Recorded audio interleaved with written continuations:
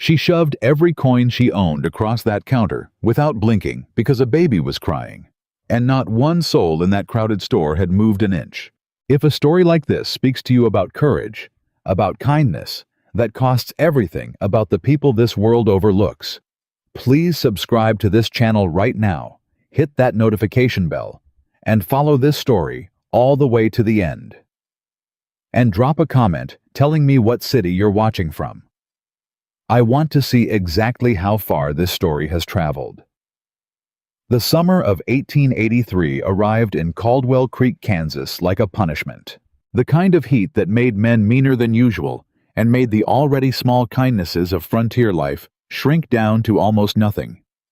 The sun sat heavy and white in the sky by 8 in the morning, and by noon the dirt streets were cracked so deep a child could lose a boot heel in the gaps. Horses stood slack-jawed at hitching posts. Dogs had enough sense to find shade. Most people moved slow and stayed close to wherever the shadows fell. Margaret Maggie Hollis did not move slow. She never had. At 38 years old, Maggie Hollis was what the women of Caldwell Creek called large, and what the men called worse things when they thought she couldn't hear, which she always could. She stood 5 feet 4 inches and carried close to 280 pounds on a frame that had been built by years of real physical labor, not idleness. Her hands were calloused. Her arms were strong enough to haul feed sacks that grown men avoided. Her back had never buckled under the weight of running a household. A small dry goods operation out of the front room of her property, and the grief of losing a husband to a riding accident 3 years prior. She wore her dark hair pinned up tight because the heat demanded it. She wore practical clothes, a wide dark blue dress, an apron that had been washed so many times. The original color was a guess, and she carried herself the way a person carries themselves when they have long since stopped waiting for the world to offer them anything comfortable. She did not apologize for the space she took up. She had learned that lesson young, and it had cost her enough that she kept it close. On this particular Tuesday morning in July, Maggie had loaded her small wagon before sunrise, driven into town, with a supply order she'd been putting off for 2 weeks, and arrived at Dennison's general store just as the morning crowd was settling in. Caldwell Creek wasn't a large town, maybe 400 souls, counting the outlying ranches. But Dennison's was the kind of place where people gathered not just to buy, but to be seen buying to talk, to pass judgment on whatever had happened in the last 48 hours. She tied her horse at the rail, lifted her order list from her apron pocket, and walked through the front door. The bell above the door rang. A few heads turned. A few turned back. That was how it usually went with Maggie Hollis. Harlan Dennison was behind the counter, a thin man with a permanent squint and ink-stained fingers who had been running this store since before Maggie was born. He gave her a short nod. She nodded back. That was the full extent of their warmth toward each other, which suited them both fine. She moved to the dry goods shelves and began working through her list. Sugar, flour, salt, coffee. She needed lamp oil. She needed a new tin of salve because her last one was nearly gone. She heard the door. The bell rang again, and something about the sound of the footsteps that followed uneven hesitant. The sound of a man who wasn't sure whether he had the right to be walking through that door made her look up from the shelf. He was young. That was the first thing she noticed. 24, maybe 25, with the kind of lean that comes from not eating enough over a long period of time rather than from good health. His shirt was clean but thin at the elbows. His hat had been shaped and reshaped so many times the brim didn't know what angle to hold anymore. He had the look of a man who had once been proud of his appearance and had lately been forced to set that pride aside in favor of more urgent concerns. He was carrying an infant. The baby was wrapped in a square of faded cloth held tight against the man's chest with one arm, the way you hold something you are terrified of dropping. The infant couldn't have been more than 4 months old, maybe 5. Small face eyes half open, moving in and out of the shallow, restless sleep that hungry babies fall into when they've cried themselves to the edge of exhaustion. The man walked to the counter. He set a tin of canned milk down, the kind carried specifically for infants, more expensive than regular tins, the kind that cost 30 cents, when 30 cents was not a small number. "I need to return this," he said. His voice was low and controlled the voice of a man working very hard to sound like everything was fine. Harlan Dennison looked at the tin, looked at the man, looked at the baby. "Seal's been broken," Dennison said. "Yes, sir. I opened it 2 days ago. I had to." The man's jaw tightened for just a moment. "My daughter needed it, but I only used about a quarter of it. I need the rest of the credit back so I can buy her." He stopped, swallowed. "She needs a different kind.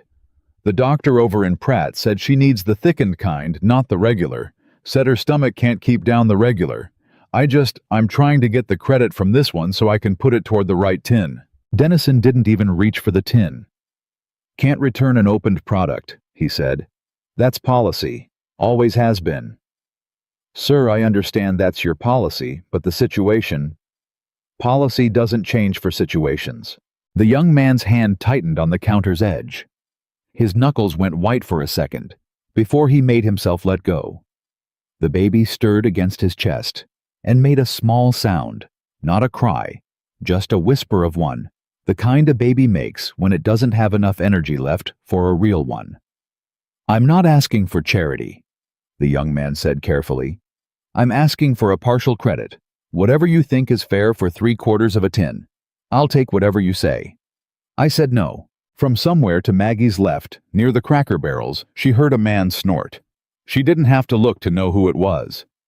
Gerald Pruitt, who owned the largest cattle spread north of town and had apparently never missed a meal in his life, was leaning against the barrel with his thumbs hooked in his belt loops and the expression of a man watching street theater he found mildly amusing. "Boy needs to plan better," Pruitt said, not to anyone in particular and to everyone in the store at the same time.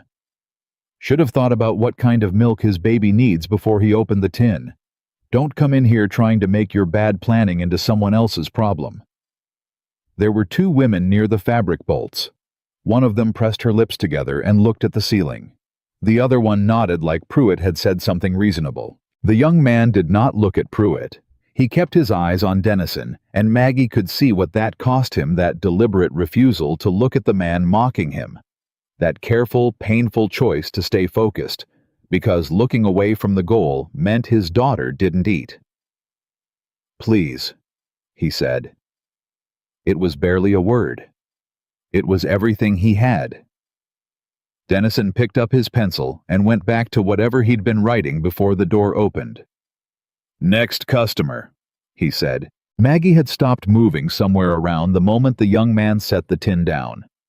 She was standing in the dry goods aisle with a bag of flour in her hands, and she was watching this, and she felt something move through her chest that was not quite anger and not quite grief, but lived in the territory between the two.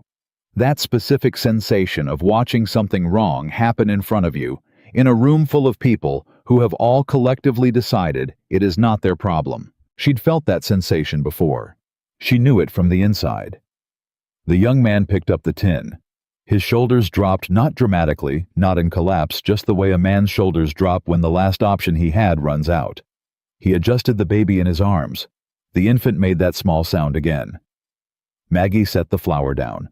She walked to the counter. She did not walk fast. She did not storm up or push through the small crowd that had arranged itself in front of the register. She simply moved with the steady, unhurried certainty of a woman who has made a decision and is not interested in discussing it. She reached the counter. She opened her purse. She counted out the coins inside it without looking up because she knew exactly what was in there. Had counted it twice before she left the house this morning. Knew she had come into town with enough for her supply order and not much past that. And she set $2.15 on the counter in a small, careful stack.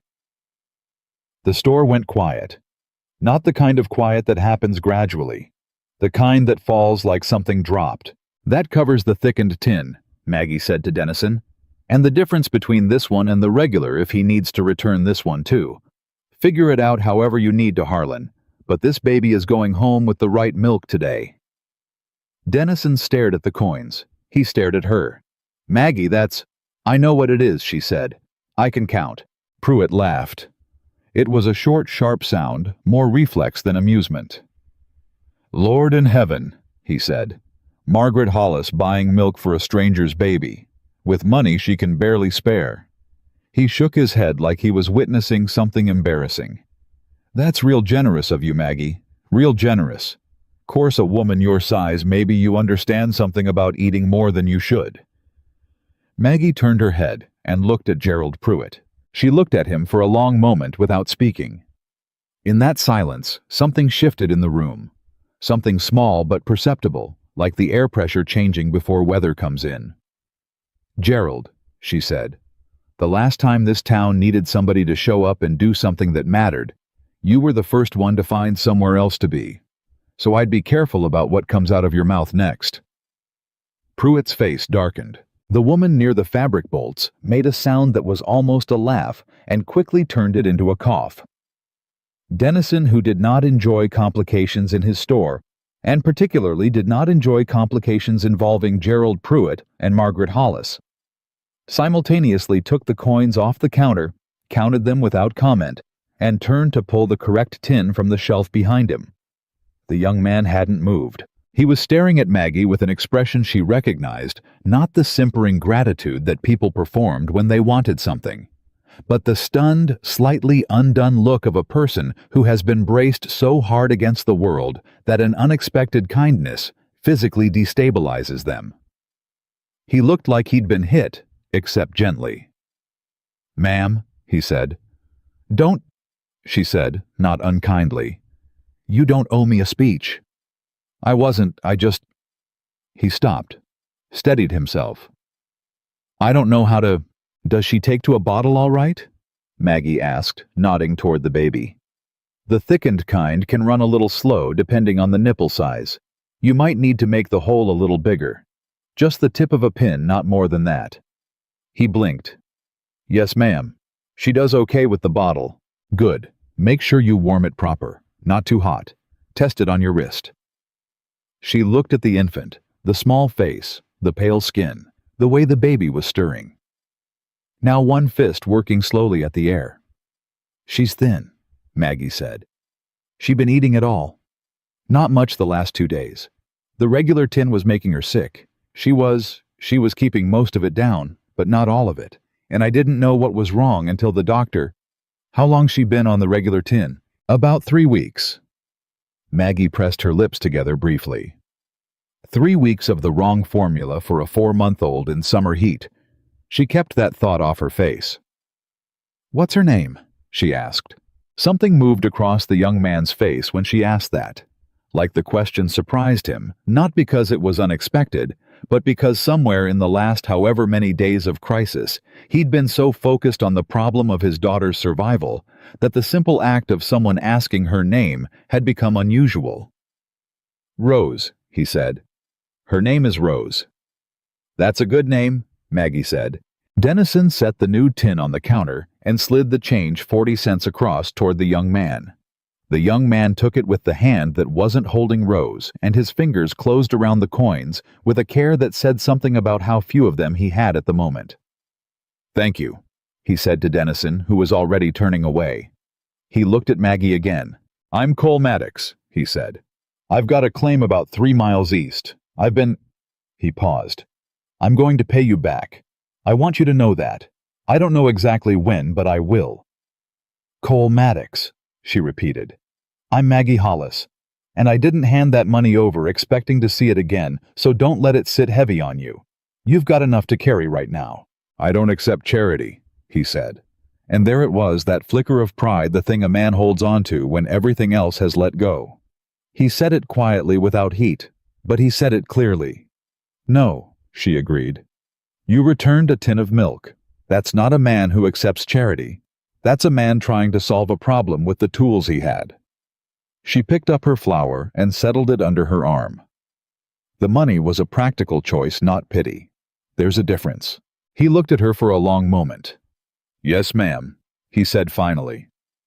"There is." Maggie turned back to her supply list and picked up where she'd left off. Behind her, she heard Pruitt say something low to the man beside him. She didn't catch the words, but she caught the tone dismissive, amused the particular cadence of a man reducing something that has just made him uncomfortable into something he can mock. She did not turn around. She had learned a long time ago that some men needed the last word, the way other men needed air, and that turning around to deny them, it only prolonged the conversation. Let him talk. Let them all talk. Rose Maddox was going home with the right formula, and that was the only thing that had mattered in this store today. She finished her supply order. She paid Dennison for what remained after the formula she would need to put off the lamp oil until next week, which was an annoyance but manageable, and she carried her goods out to the wagon. She was tying down the last sack when she heard boots on the boardwalk behind her. She straightened and turned.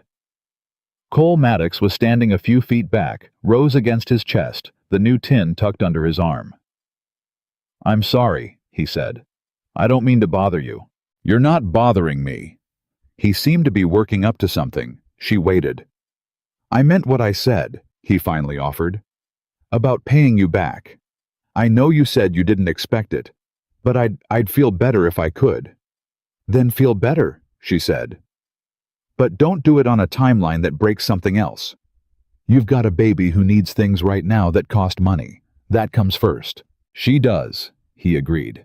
The way he said it was unequivocal. No hesitation, no asterisk. That baby came first, full stop. "Her mother passed?" He added, then seemed briefly surprised that he'd said it. 6 weeks ago. Childbirth. So it's just been me and Rose since then." Maggie was quiet for a moment. She had been a widow for 3 years. She knew the geography of that particular kind of loss, the way it reorganized every single ordinary thing, the way you found out which parts of yourself had been held up by another person only after that person was gone. But losing a wife 6 weeks out from a birth with an infant who had no one else, that was something beyond what she'd carried.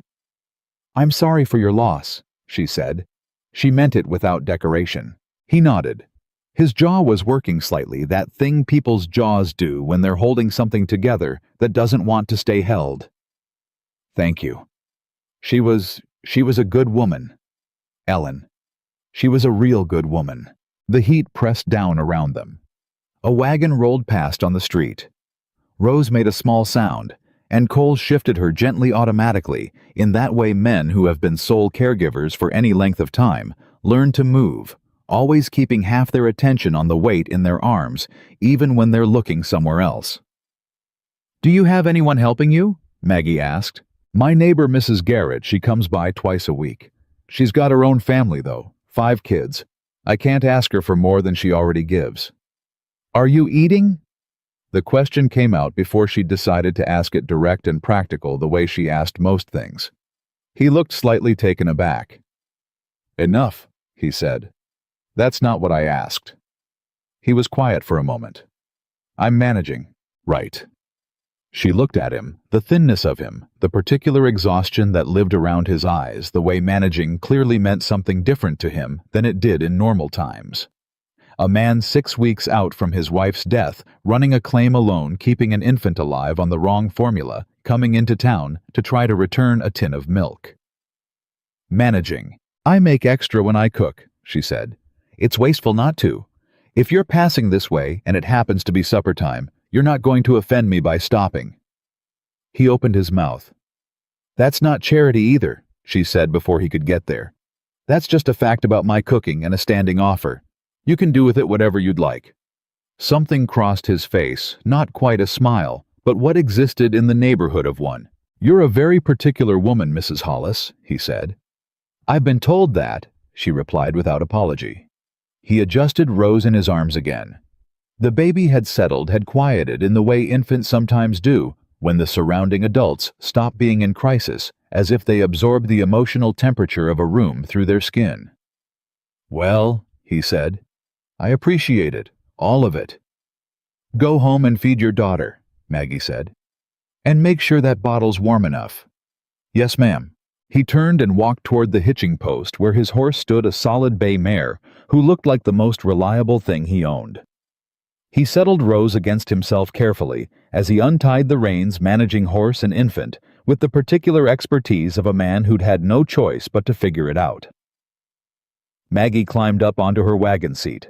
She sat there for a moment before she picked up the reins, watching without watching, the way you observe something out of the corner of your attention when you're not sure yet what it means.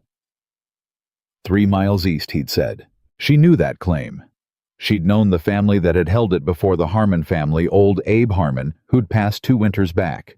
Someone had bought it up. Cole Maddox, apparently. Young man with a baby and a dead wife and a piece of land he was trying to make into something. She clucked at her horse, and the wagon rolled. The town moved past her on both sides. The storefronts, the sound of a piano from somewhere down the street that had no business playing this early. 2 women on the opposite boardwalk who glanced at her wagon and then leaned toward each other. She had long since stopped tracking those glances. What she tracked instead, as she headed back out of Caldwell Creek toward her own place, was a different kind of thought, the kind that shows up uninvited and then refuses to leave, settling in somewhere at the back of your mind and staying there whether you want it to or not. A baby named Rose. A young man who said managing and meant something considerably harder than that. The look on his face when she'd asked Rose's name, that particular expression of a man who has been so deep inside crisis that someone treating his daughter as a person rather than a problem had briefly undone him. Maggie Hollis was not a sentimental woman. She had been a practical woman since she was 12 years old, and 3 years of widowhood and running her own household alone had made her more so. She did not romanticize other people's suffering.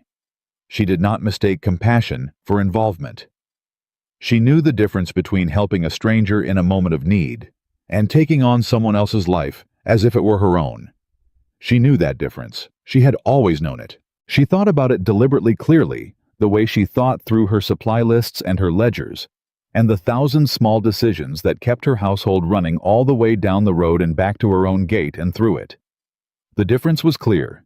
She was very clear about it. She was still thinking about how very clear she was about it when she put up her horse, carried her supplies inside, and started heating water for coffee, and found herself without fully deciding to taking out her second-best pot and checking what she had on hand for a meal that could stretch to feed one more person if it happened to come to that.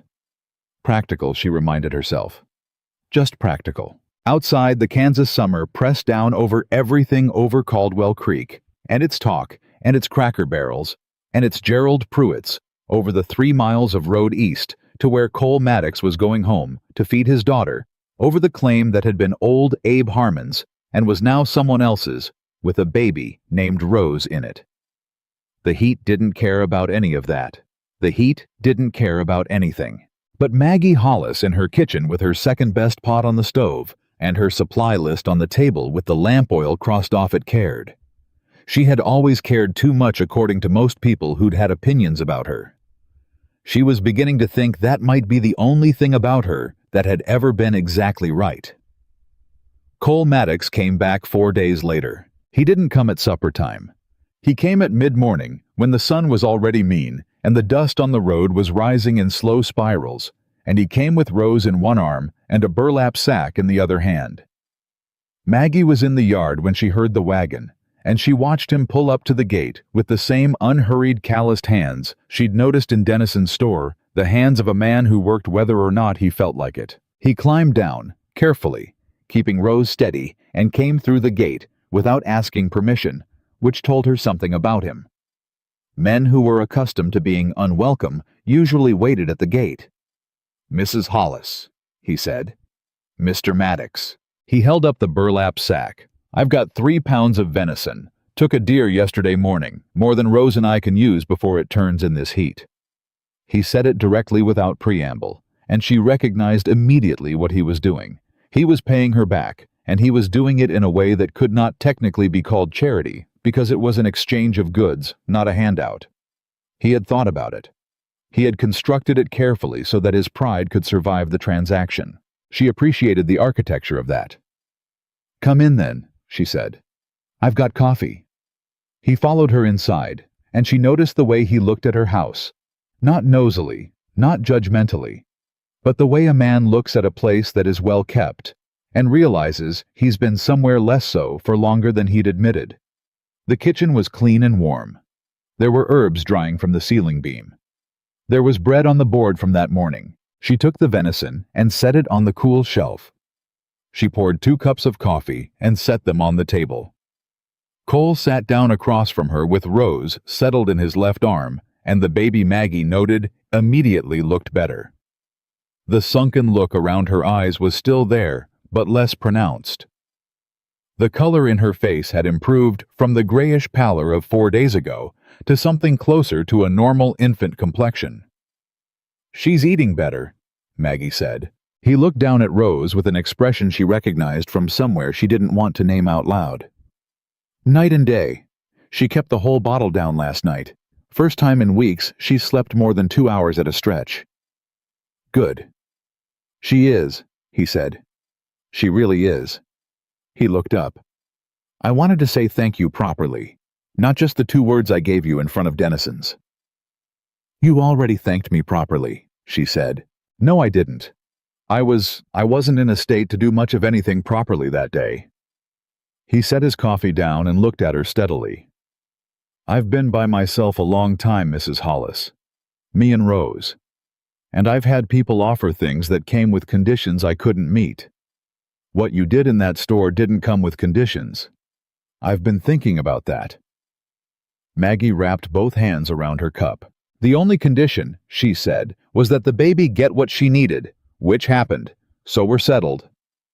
He was quiet for a moment, and she could see him turning something over, not just the politeness of the exchange, but something underneath it, some question he was deciding whether or not he had the right to ask. "Did you always live here alone?" he asked.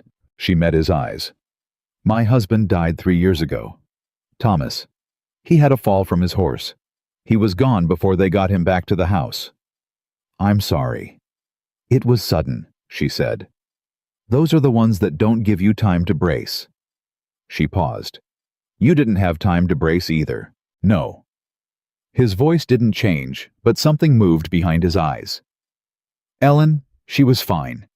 She was fine all the way through. The doctor said everything was going right. And then it didn't." He stopped. "I've been going over it in my head every night since then, trying to figure out where the wrong thing was, what I could have done different. I don't think there was anything. I think I just have to learn to live in a world where that's true." Maggie looked at him. This young man with his coffee and his baby and his carefully constructed burlap sack of venison, trying to figure out how to live inside an injustice that had no resolution. "That's the hardest kind of thing," she said. "The ones with no one to blame." "Yes, ma'am." His jaw tightened briefly. "It is." Rose made a sound, a legitimate sound this time.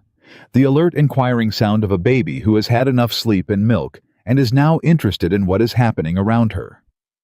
Cole shifted her automatically, and the baby's eyes found the window, found the light, and stayed there with the focused intensity that very young infants have. Like the world is a problem they're actively working to solve. "She's got opinions," Maggie observed. For the first time, Cole Maddox smiled. It was brief, and it was real. The kind of smile that comes out before a person remembers they're sad, and it changed his face entirely. "Lord, does she," he said. "She has opinions about the bottle temperature, and the way you hold her, and whether or not you're paying sufficient attention to her, and she is not shy about expressing any of them." "Good," Maggie said. "A baby with opinions is a baby with spirit." "That's one way to look at it," he said. "At 3 in the morning, it's harder to see it that way." She laughed. An actual laugh, short and genuine, and she felt it come out of her with a slight sense of surprise, the way you're sometimes surprised by your own reflexes. He looked at her when she laughed with an expression she didn't examine too closely. They drank their coffee. Rose continued solving the problem of the window light. Outside, the heat built itself taller. Cole left an hour later with a wrapped portion of bread for the road, which Maggie handed him at the wagon, and which he accepted without the speech, because he was beginning to understand the difference between Charity and Maggie Hollis, making a practical decision with her extra bread. She stood at the gate and watched him go.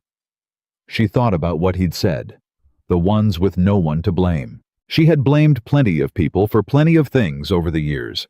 The town for its whispers. Her father for dying before he could do right by her Thomas's horse, for being startled by whatever it had been startled by on that hill. Blame was easy. Blame gave you somewhere to put the weight. What Cole Maddox was carrying was heavier because it had no address. She went back inside and did not think about it any further. She thought about it for the rest of the afternoon.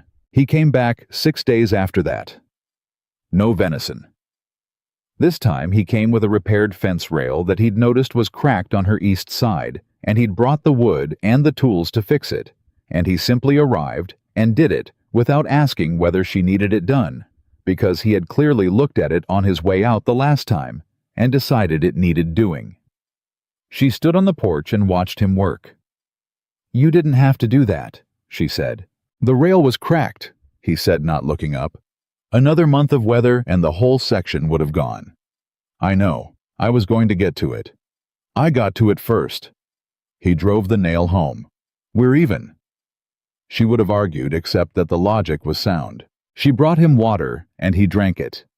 Rose was in a basket in the shade of the porch overhang, and Maggie crouched down and looked at her, at the small face that was filling out. Now the cheeks that had more substance than they'd had 10 days ago. The eyes that fixed on Maggie's face with that solemn infant attention. "Hello, Rose," she said. Rose stared at her. "You're getting yourself organized, aren't you?" Maggie said. It wasn't a question. "Looking like you're going to stick around after all." Something happened on Rose's face, a shift.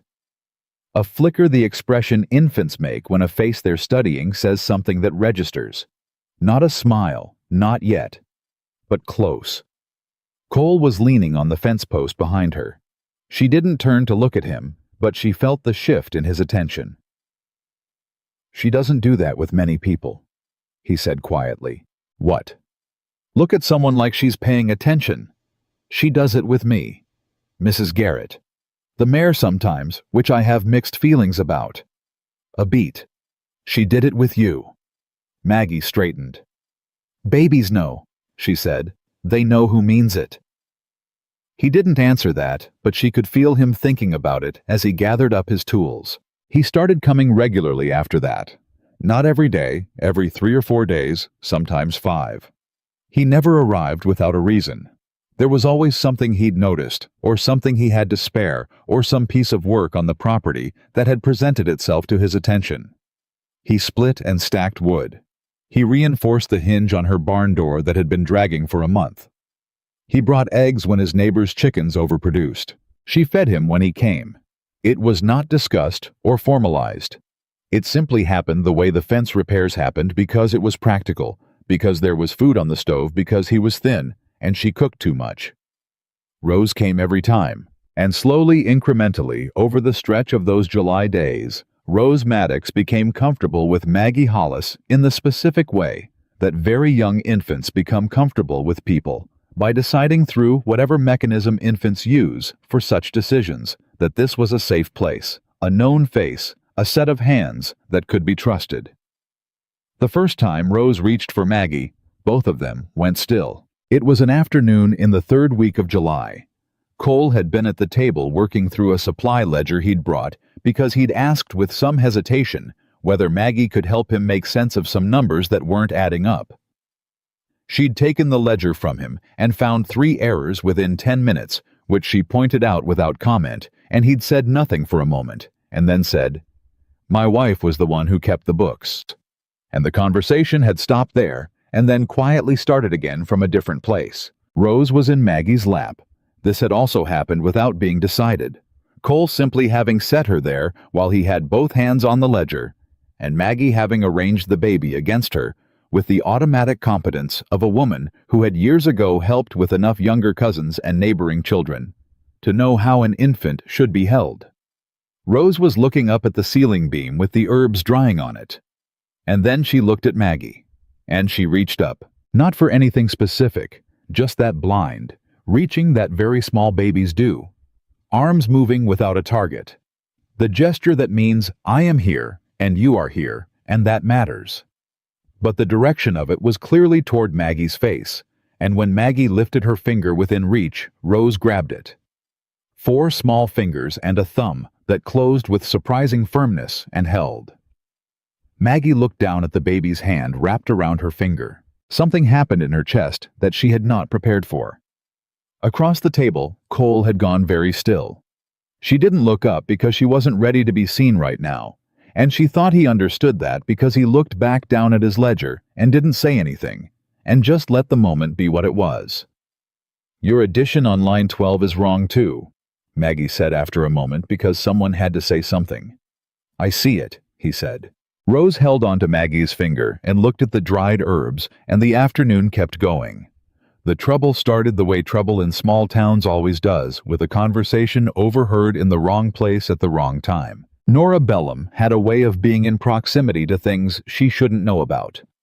Not through malice exactly. Nora was not a cruel woman. She was simply a woman who found other people's business more interesting than her own, and had never developed the restraint to keep that to herself. She ran the boarding house on the south end of Caldwell Creek, which meant she was at Dennison's store several times a week for supplies, which meant she had been present for what happened with Cole Maddox and the milk tin 3 weeks prior, and she had seen Cole's wagon outside Maggie Hollis's gate on 2 separate occasions when she was passing on the road to the Garner farm. That was enough. By the last week of July, the stories circulating through Caldwell Creek refined and embellished in the way stories get refined and embellished when they pass through enough pairs of hands. Was this the widow Hollis, who had always been peculiar, and who did not seem to understand the limits of her own station, had taken up with a young homesteader who was using her affections to secure access to her property and her money? The baby was just the instrument. Young men with hungry babies and pretty faces knew how to use both. The version that reached Margaret Hollis came from an unlikely source. Dottie Marsh was 61 years old, had been married to the same taciturn blacksmith for 38 of those years, and was the kind of woman who said directly what she thought primarily because she was old enough that most social consequences no longer frightened her. She came to Maggie's door on a Wednesday morning with a basket of late summer preserves and the expression of someone about to do an unpleasant but necessary thing. "I'm going to tell you what they're saying," Dottie announced, sitting down at Maggie's kitchen table without being invited to, which she never was, because she never waited. "Because I would want to know, and because you deserve to hear it from someone who isn't saying it maliciously." Maggie poured her coffee and sat down. "Tell me then," she said. Dottie told her. Maggie sat with it for a moment. There was a specific kind of internal weather that accompanied hearing something like this, not surprise, never quite surprise, but a grinding, familiar recognition. The particular way a town could take a thing that was real and decent and practical and transform it through the alchemy of small-minded speculation into something sordid. "And what do people think I'm doing?" she asked. Her voice was even. "They think you're lonely," Dottie said with the directness that only comes from genuine kindness. "And they think he's taking advantage of that loneliness. They think you're too blind or too desperate to see it." "I see," Maggie said.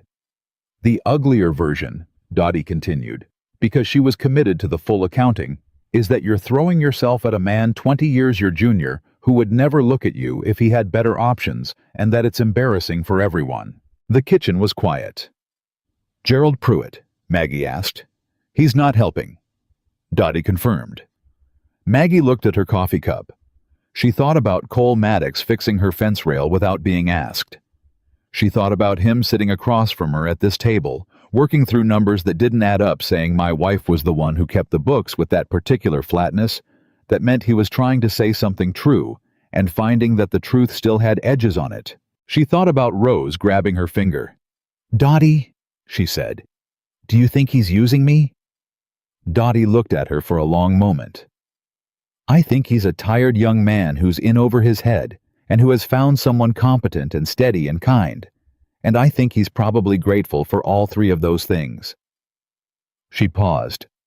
"Whether or not his gratitude will ever be anything else I couldn't tell you.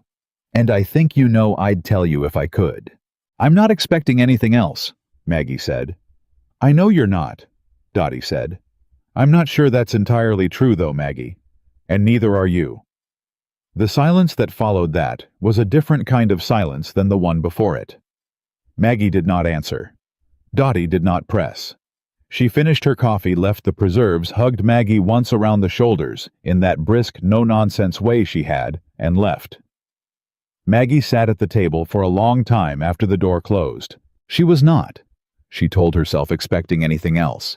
She was also not, She admitted to herself alone in the kitchen with the August heat starting to build outside, entirely sure that that was true. Cole arrived 2 days later. He came in the late afternoon, which was unusual. He typically came in the mornings, and he didn't have venison, or wood, or tools. He came with Rose, and he came with an expression that she had not seen on him before, a controlled kind of anger, the kind that a person wraps carefully around something that has genuinely wounded them. He didn't sit down. "I heard what people are saying," he said. She looked up at him from the chair where she'd been doing mending. "Sit down, Cole." "I don't want to sit down. I want to tell you that I'm sorry. That this—" He stopped, rearranged himself. "I'm not using you. I need you to know that. Whatever anyone in this town is saying, whatever they think is happening here, I am not." "I know you're not," she said. "How do you know?" The question came out harder than he meant it to. She could tell harder and rawer the question underneath the question being, "How can you know when the whole town has decided they know differently?" "Because I'm not a fool," she said. "And because the man who drives 3 miles each way to fix a fence rail on a widow's property without being asked is not a man who is running a scheme. A schemer would bring flowers.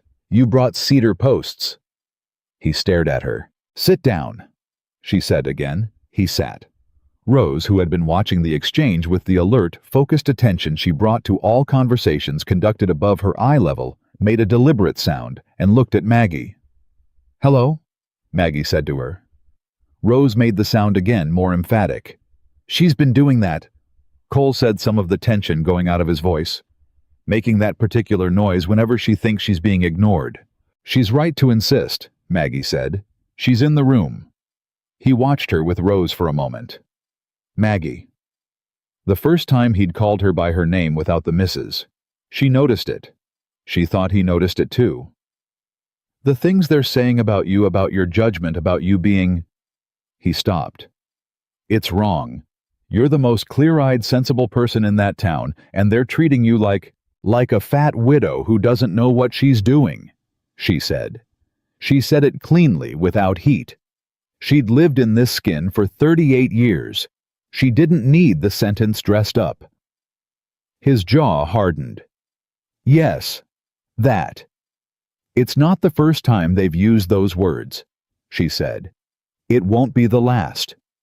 That doesn't make it right." "No," she agreed. "It doesn't."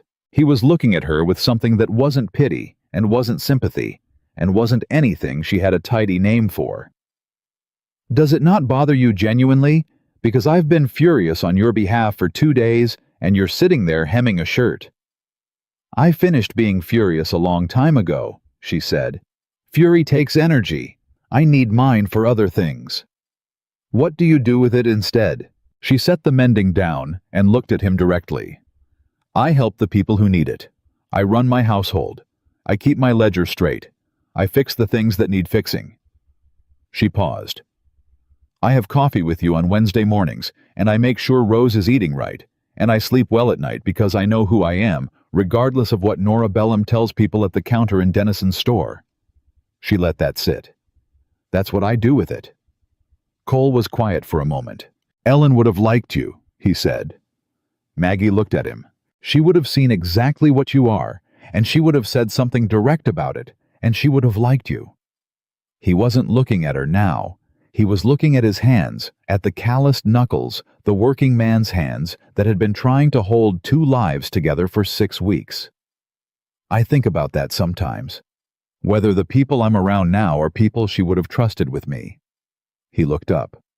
"She would have trusted you." Maggie's throat did something that she did not allow to go any further.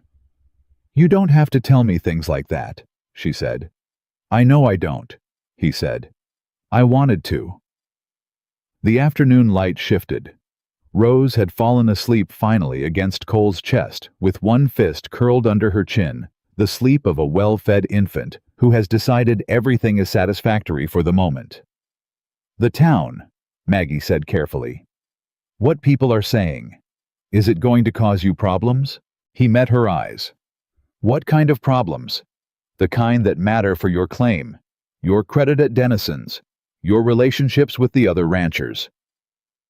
Something moved across his face, a flicker of something complicated, and then it resolved into directness. Gerald Pruitt has already said something to me directly. On the road 2 days ago. She went still. What did he say? Cole's voice was measured and deliberate. The voice of a man repeating something without putting his emotion into the repetition, because the emotion was too large to put into it. He said that if I was smart, I'd understand which people in this valley were worth associating with and which ones were a liability. He said a man trying to build a future on a piece of land needs the respect of his neighbors. He said he had connections with the water board that determined irrigation rights on the east side of the valley. He paused. And he said my east pasture would dry up real fast if the wrong people took an interest in that.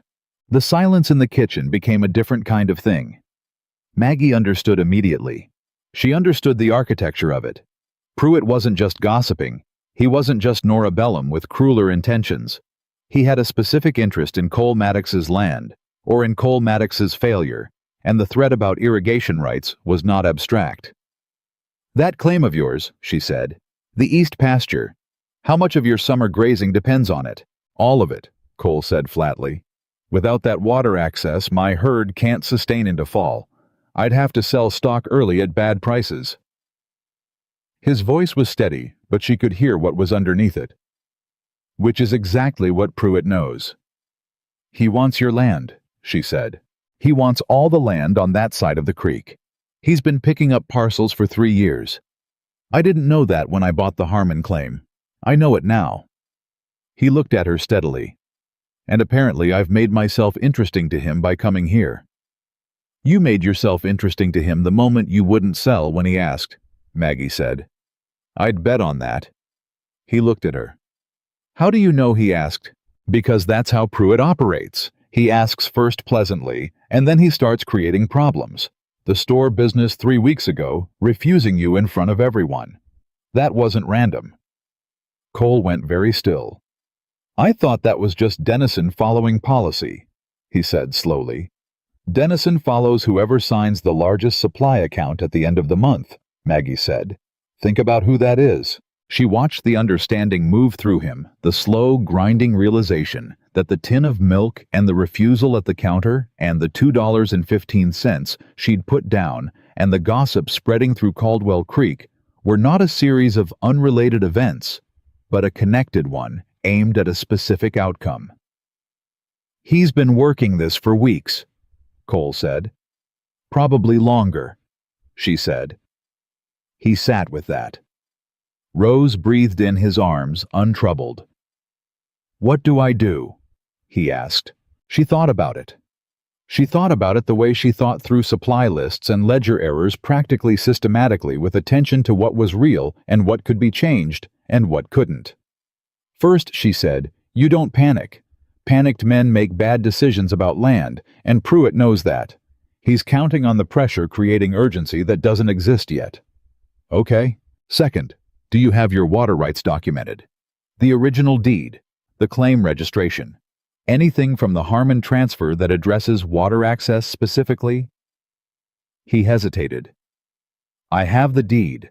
I don't know if it addresses the water access directly. Ellen had put those papers in order, but I haven't. He stopped. I haven't been able to go through her files. Maggie understood. Of course he hadn't. When you're ready to look at them, she said quietly, I can help you understand what they say. I know how those claims are usually written. My husband dealt with a water rights dispute on the South Pasture. I went through all of it with him. Cole looked at her. You went through the legal documents yourself. Thomas couldn't read well, she said simply. So yes, I went through them. He absorbed that. How do you know about Pruitt's history with the water board? Because Thomas was on the east side of the creek too, she said, and Pruitt tried the same thing with us 4 years before Thomas died. He backed off when Thomas got the county surveyor to confirm our water rights in writing. She met his eyes. It can be done. It takes time, and it takes documentation, and it takes someone willing to make enough noise that ignoring it becomes more trouble than it's worth. Are you offering to help me do that? He asked directly. She looked at him across the table. This young man with his sleeping baby, and his dead wife's unfiled papers, and his east pasture, and 6 weeks of barely managing.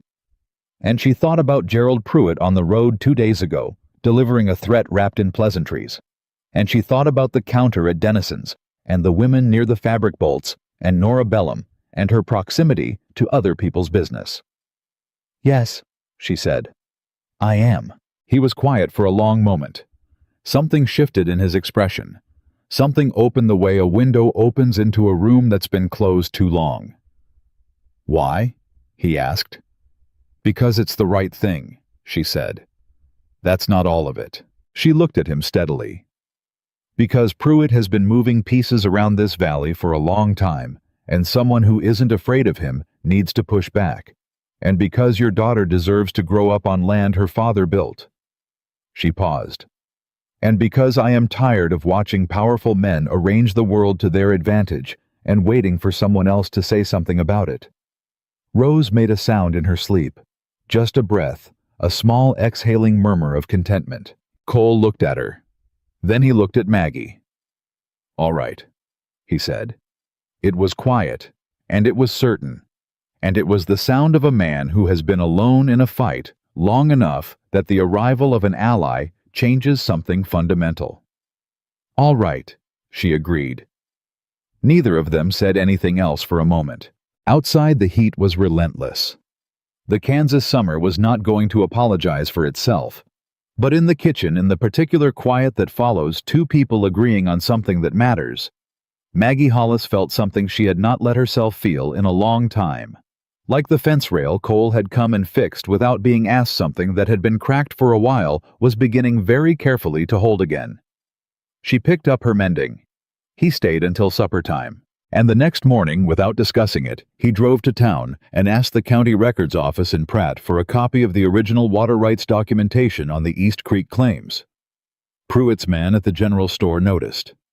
And by sundown, Gerald Pruitt knew. The copy of the water rights documentation arrived from the Pratt County Records Office on a Friday morning, and Cole brought it to Maggie's kitchen table that same afternoon, with the look of a man carrying something he was both relieved and afraid to open. She understood that feeling. Some papers, once you read them, change the shape of what you're dealing with. Some papers make things better. Some make them considerably worse. Until you read them both, possibilities exist simultaneously, and there is a particular human comfort in that uncertainty that disappears the moment you unfold the page. She unfolded it. Cole sat across from her and watched her read. Rose was in the basket near the window working through a problem that appeared to involve her own fist, deeply focused. Maggie read the documentation twice, once quickly to understand the shape of it, once slowly to understand the details. When she set it down, Cole said, "Tell me straight." "The water rights are yours," she said, unambiguously. The original Harmon claim registered creek access on the east tributary in 1871, and that access transferred with the property in the sale. It's in plain language. No loopholes I can find. He exhaled. Then Pruitt's threat was empty. "The legal threat was empty," she said. "The social threat is not." He looked at her. "A man like Pruitt doesn't need the law to make your life difficult," she said. "He needs the right people to stop doing business with you. He needs the bank to look at your credit requests a little longer than usual. He needs the men you'd hire for fall roundup to have suddenly found other work." She folded the document carefully. Legal rights are one thing. What he can do without touching the law is another. Cole was quiet for a moment. "You're saying even if I win the documentation argument, he still has ways to come at me?" "Yes." "So what do I do?" "You document everything," she said. "Every instance of interference. Every piece of credit denied, every hire who backs out every supply order that suddenly has a problem. You write it down with dates, and you build enough of a record that if this ever does go in front of anyone official, the pattern is visible. That could take months. It could." "I don't have months to bleed," he said. The words were flat and factual, not dramatized. He was a man who had learned to say hard things plainly because there was no one else in his house to absorb the softened version. "I need this fall to go well. I need the herd in good condition and the crop sold before winter.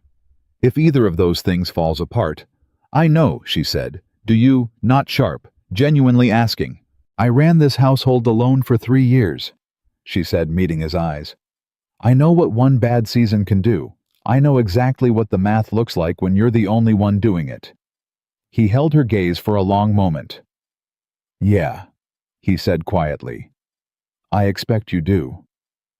The document sat between them on the table. Rose had graduated from the problem of her fist to the problem of a sunbeam on the floorboards and was now staring at it with the intensity of a scholar encountering a new theorem. I want to file a formal confirmation with the county, Maggie said. Get the surveyor to put it in writing that your East Creek access is valid and on record. It costs money, maybe $4 for the surveyor's fee, but once it's on official record, Pruitt can't even raise the question without looking like he's challenging a county document. I have $4, Cole said immediately. It was clear from the way he said it that $4 was not a casual amount right now, but it was also clear that it didn't matter.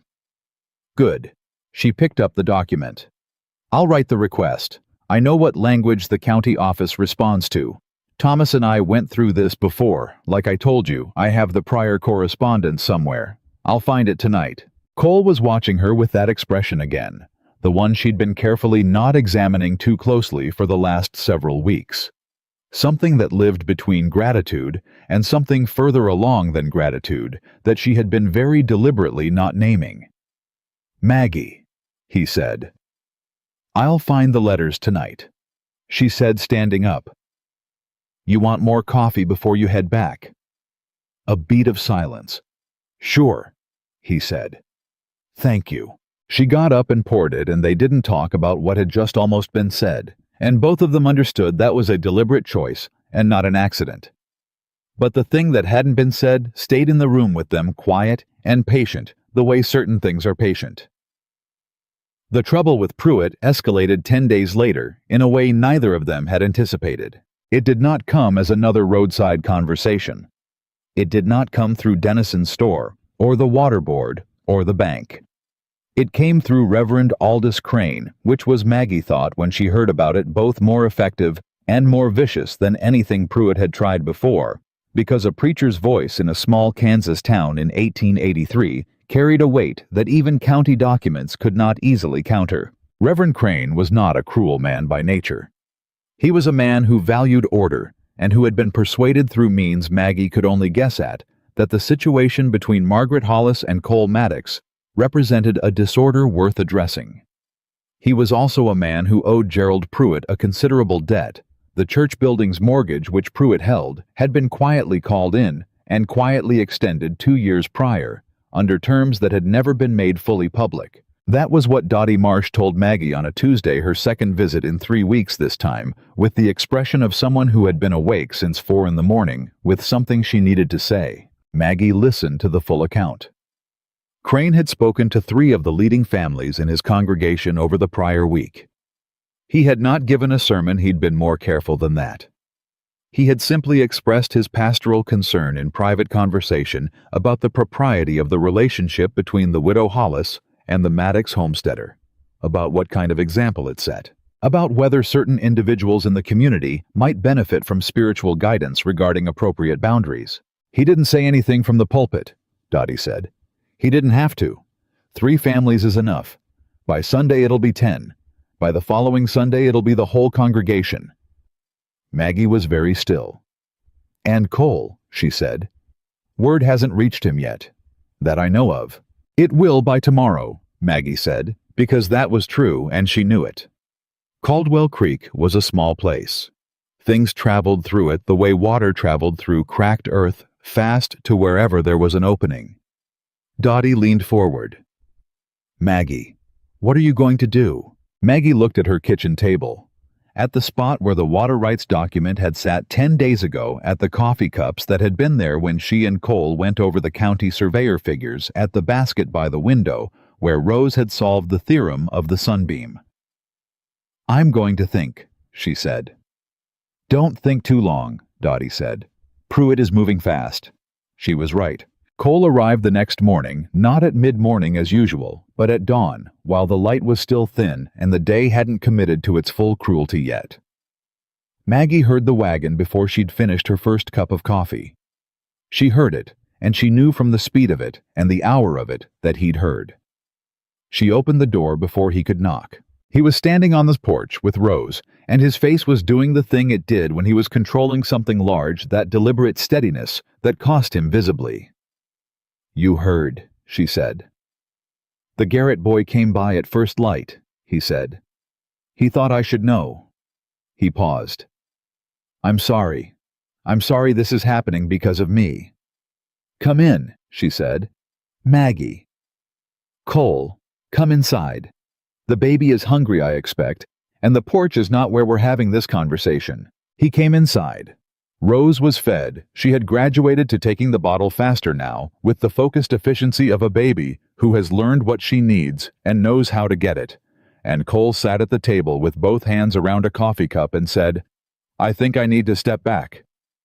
Maggie sat across from him. "From what?" "From this. From coming here. From whatever this has become." His voice was careful and pained. "I didn't come here to cause damage to you, Maggie. I never intended for you to take this kind of heat."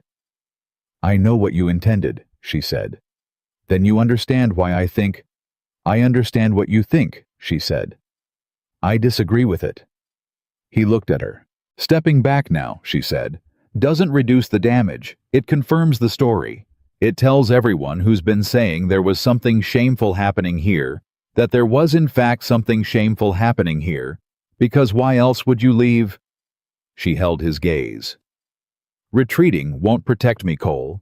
It'll just give Pruitt exactly what he wants, which is you isolated and me discredited, and both of us easier to deal with separately." He was silent. "Is that what you want?" she asked.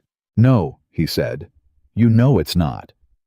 "Then stop talking about stepping back and start talking about what we're actually going to do." For a long moment, he just looked at her, this woman across the table from him, in the early morning light, direct and unfrightened, and entirely unwilling to accept the retreat he was offering as a kindness. "You're not scared," he said.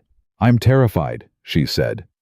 "I'm terrified of what Pruitt can still do to your land rights and your livelihood, and your ability to raise that baby on solid ground. That fear is very real and very practical." She paused. "What I'm not is willing to run from it. There's a difference." Something shifted in his face. "What do we do?" he asked. "We go to the county seat in Pratt," she said. "We file the surveyor request in person, not by mail in person, so there's a record of who filed it and when. We bring the documentation. We make it official and public and on record before Pruitt can arrange any more obstacles." "When?" "Thursday," she said. "That gives me tomorrow to get the paperwork in order." He was quiet for a moment, and she could see him calculating. The drive to Pratt was 4 hours each way. It would take a full day. He'd need to arrange something for Rose. He'd need to— "I'll watch Rose," she said before he could get to it. He looked at her. "She knows me," Maggie said simply.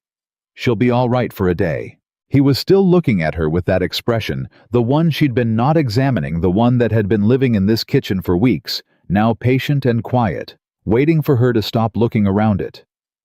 "Maggie," he said. "Thursday," she said. "We'll leave at first light." He nodded slowly. Thursday.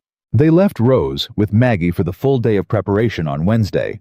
Cole needed both hands and his full attention for the supply errand he'd put off, and Maggie spent the morning going through the paperwork and the afternoon doing what she'd learned to do with Rose, which was mostly providing a running commentary on whatever she was doing because Rose was a baby who wanted to be in the conversation. "This is a county form," she told Rose, who was propped on a pillow on the floor near the table.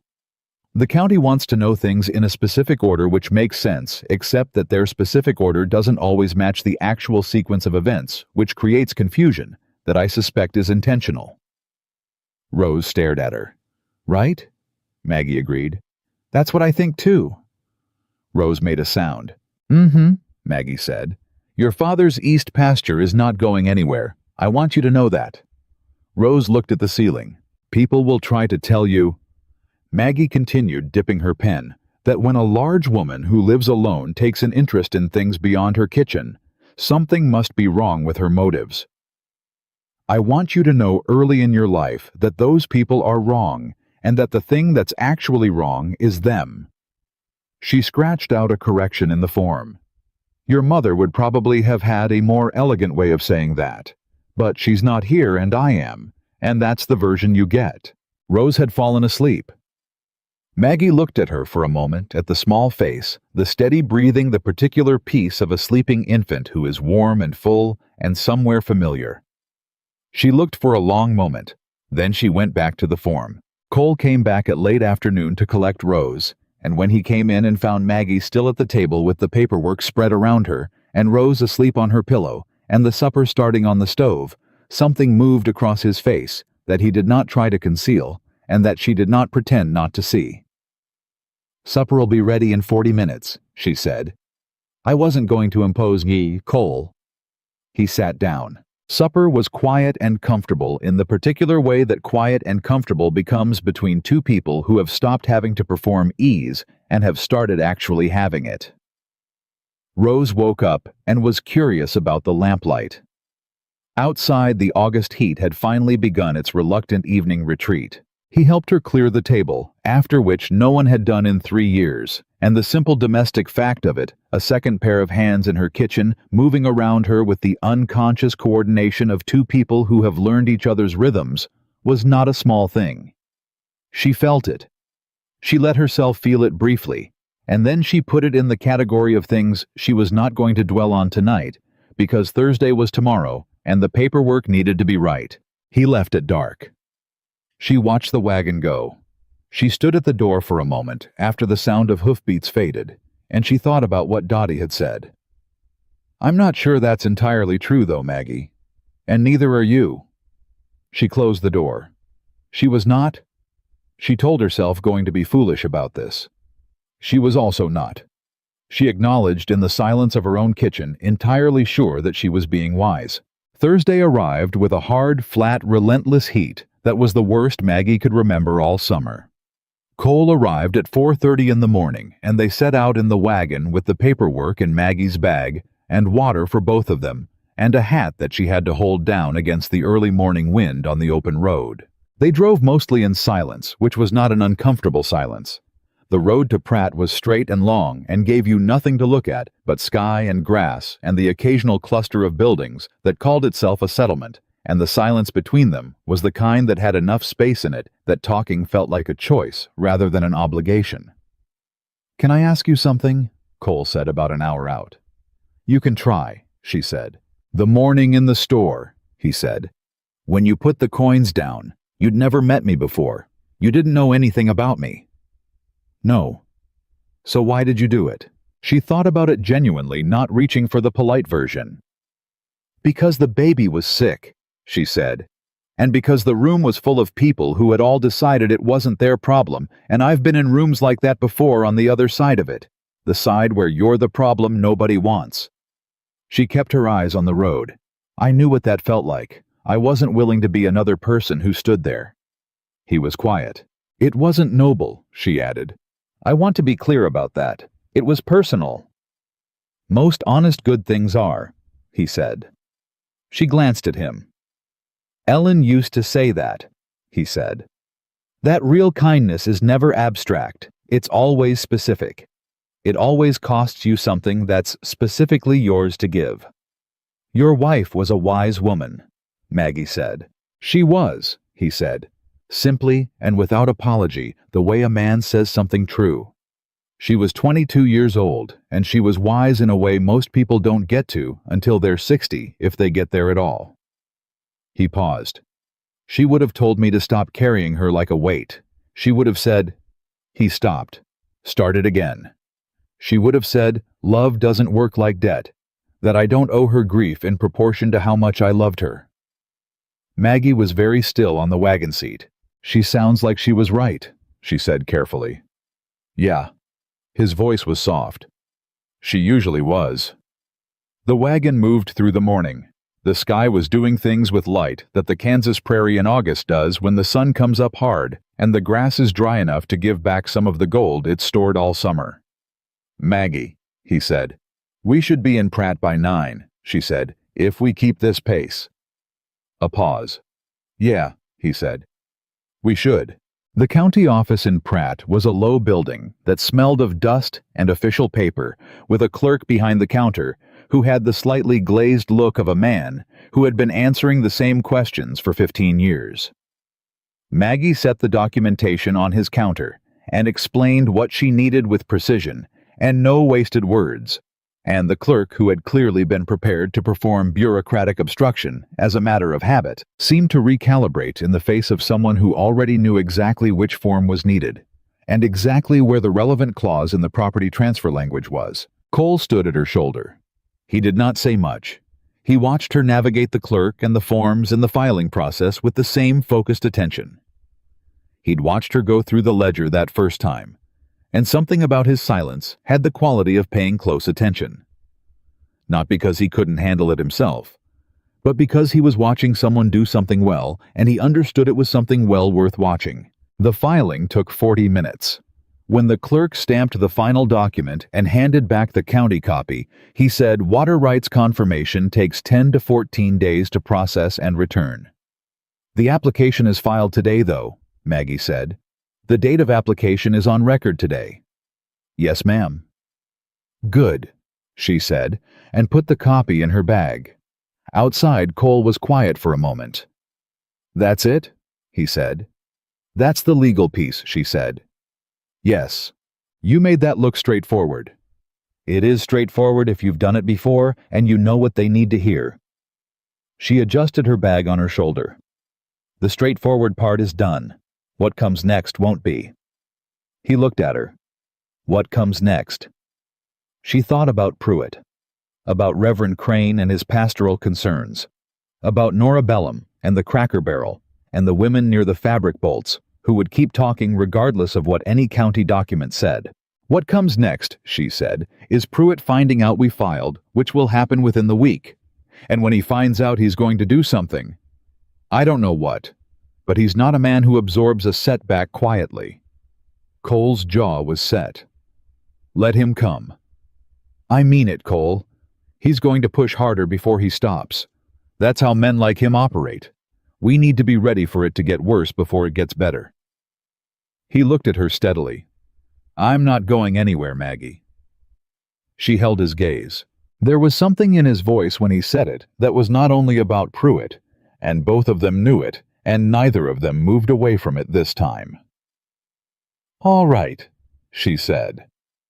They drove back to Caldwell Creek in the afternoon heat, and the silence between them on the return journey was a different thing than it had been on the way out, fuller somehow, like something had been decided without the words.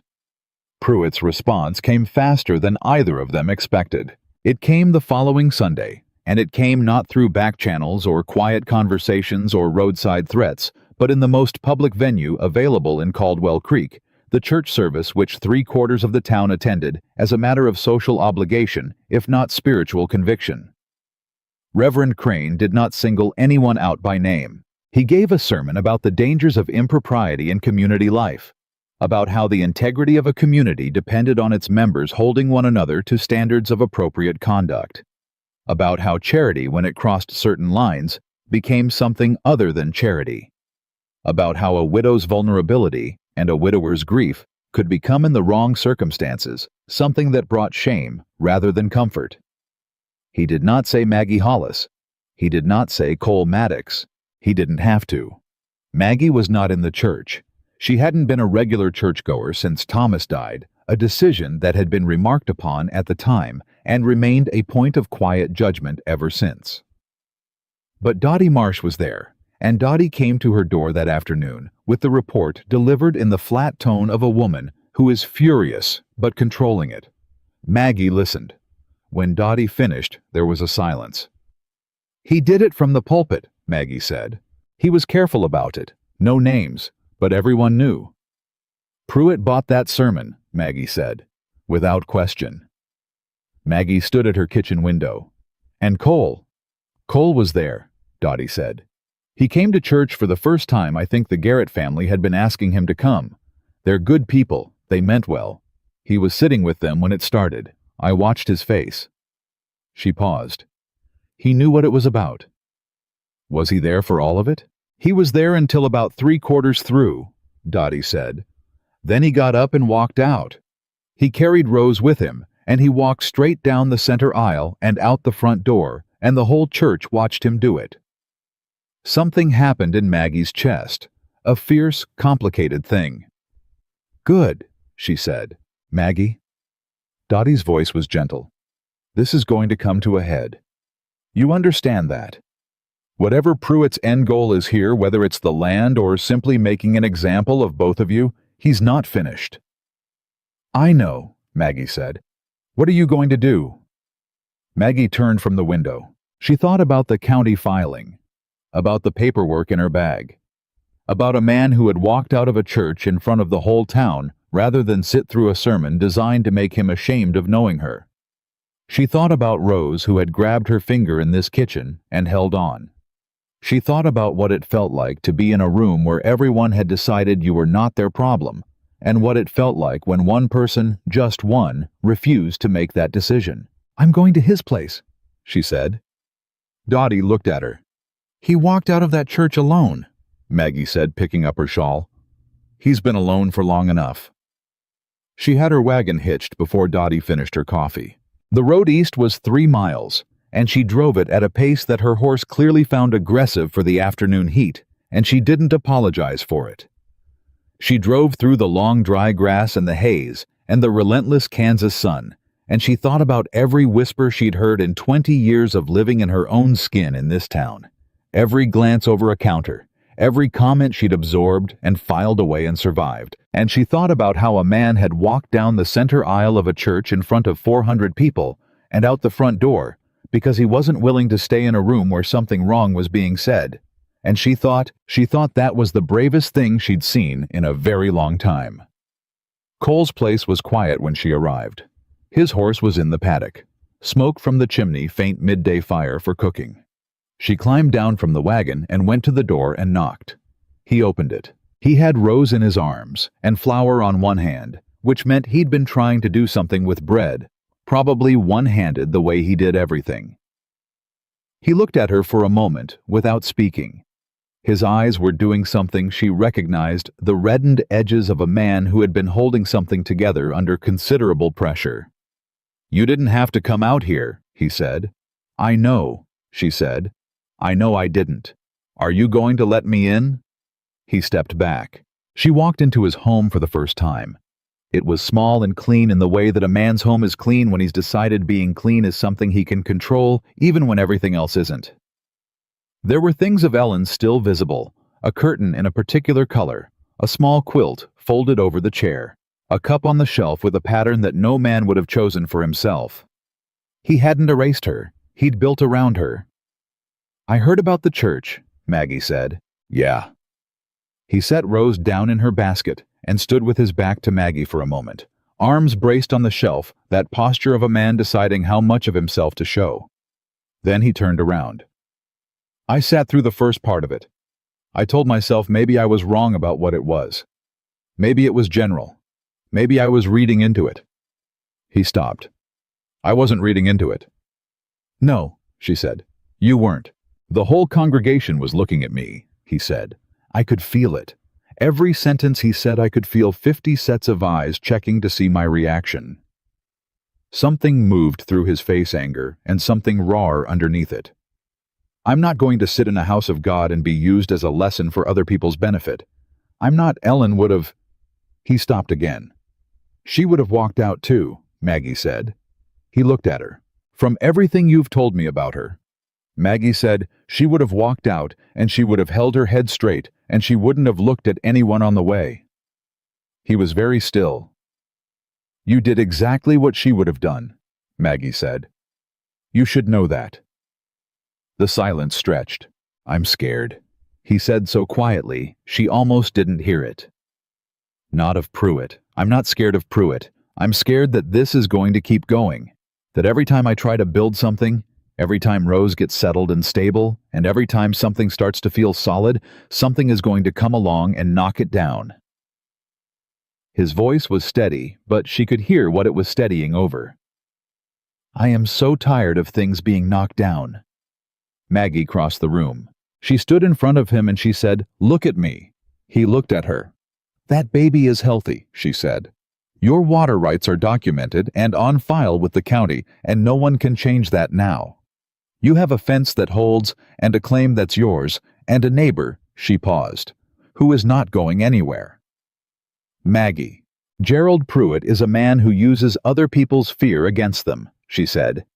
The moment you stop being afraid, you stop being useful to him. That's all it takes. She held his gaze. Don't be afraid. He was looking at her the way he had looked at her in the wagon on the way back from Pratt, with that thing she'd been not naming, that patient present thing that had been building in the kitchen and at the table and in the silences. And this time, she didn't say anything about the paperwork, or the county timeline, or what Pruitt might do next. She just looked back. Maggie. He said, his voice different now, lower. The voice of a man who has stopped managing himself into some safer shape. I need to say something, and I need you to let me say it without telling me what we're going to do about Pruitt next. The air between them was very still. All right, she said. He took a breath. And that was when they heard it. A sound from outside that was not the wind, not the horse in the paddock.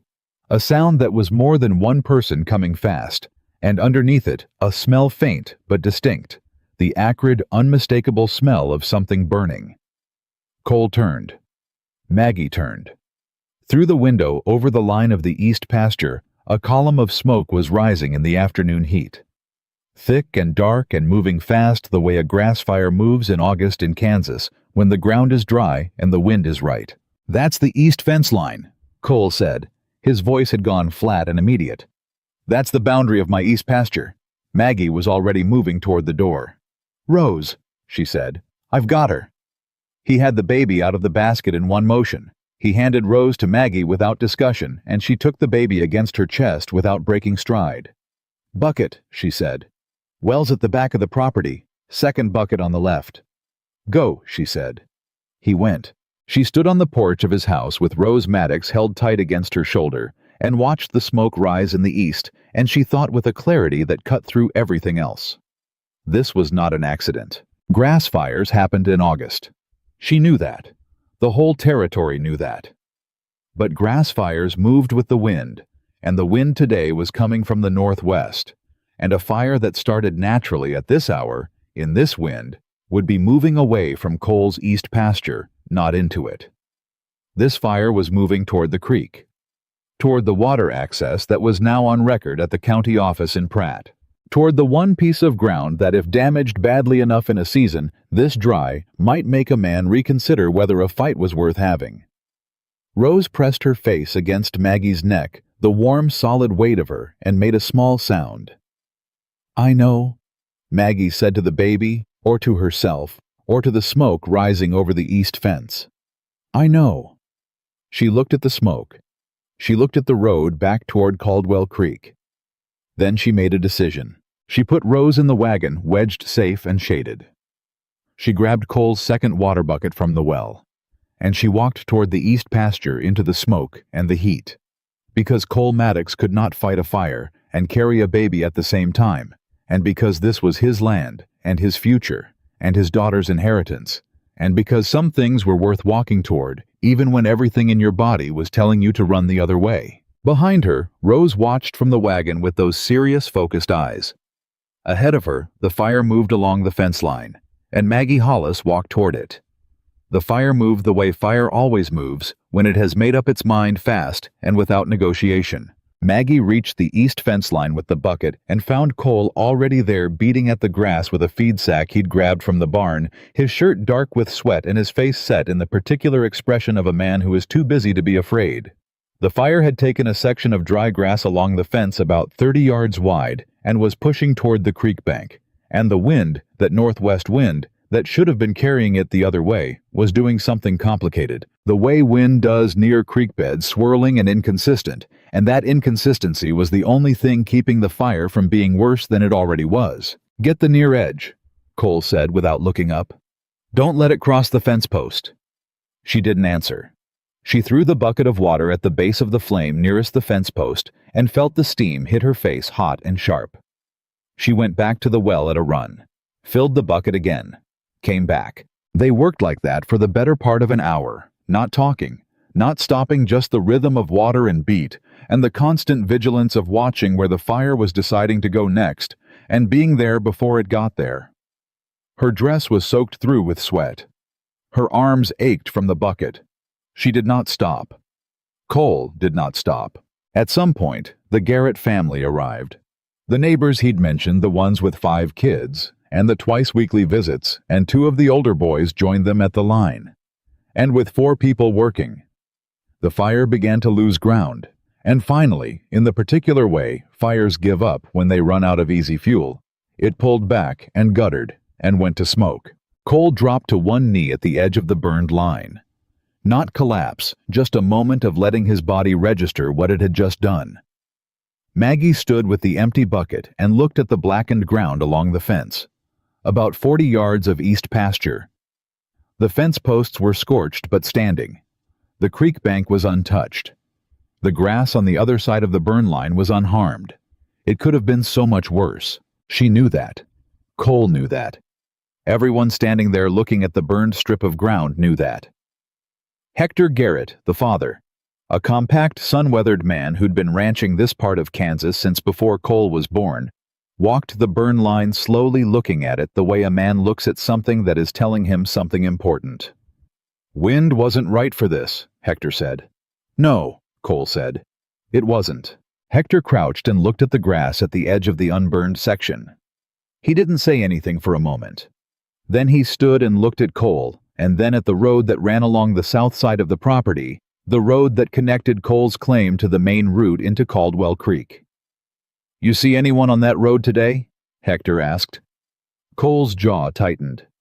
"I wasn't watching the road. I was," said the older Garrett boy. He was maybe 17, with his father's sharp eyes and the confidence of a young man who has been working alongside his father long enough to trust his own observations. "There was a wagon. Stopped for about 10 minutes at the south corner, maybe an hour before we saw the smoke. 2 men. I didn't know either of them." The silence that followed was the particular silence of people confirming what they'd already suspected. Hector looked at Cole. Cole looked at Maggie. Maggie looked at the burn line. "You need to report this," Hector said. "To who?" Cole said. "The sheriff's brother-in-law handles the East Valley claims, and his brother-in-law is on Pruitt's payroll. I file a report, it gets looked at by someone who owes Pruitt a favor, and it disappears." "Not if there's a witness," Hector said. "My boy saw those men. That's a witness. That's different from a claim with no one behind it." Cole looked at the 17-year-old. The boy held his gaze steadily. "You'd say that?" Cole asked. "Officially, with your name on it." "I saw what I saw," the boy said. "Yes, sir." Something moved across Cole's face, the particular expression of a man who has been counting his allies and finding the number smaller than he needed, suddenly adjusting the count. "Thank you," Cole said.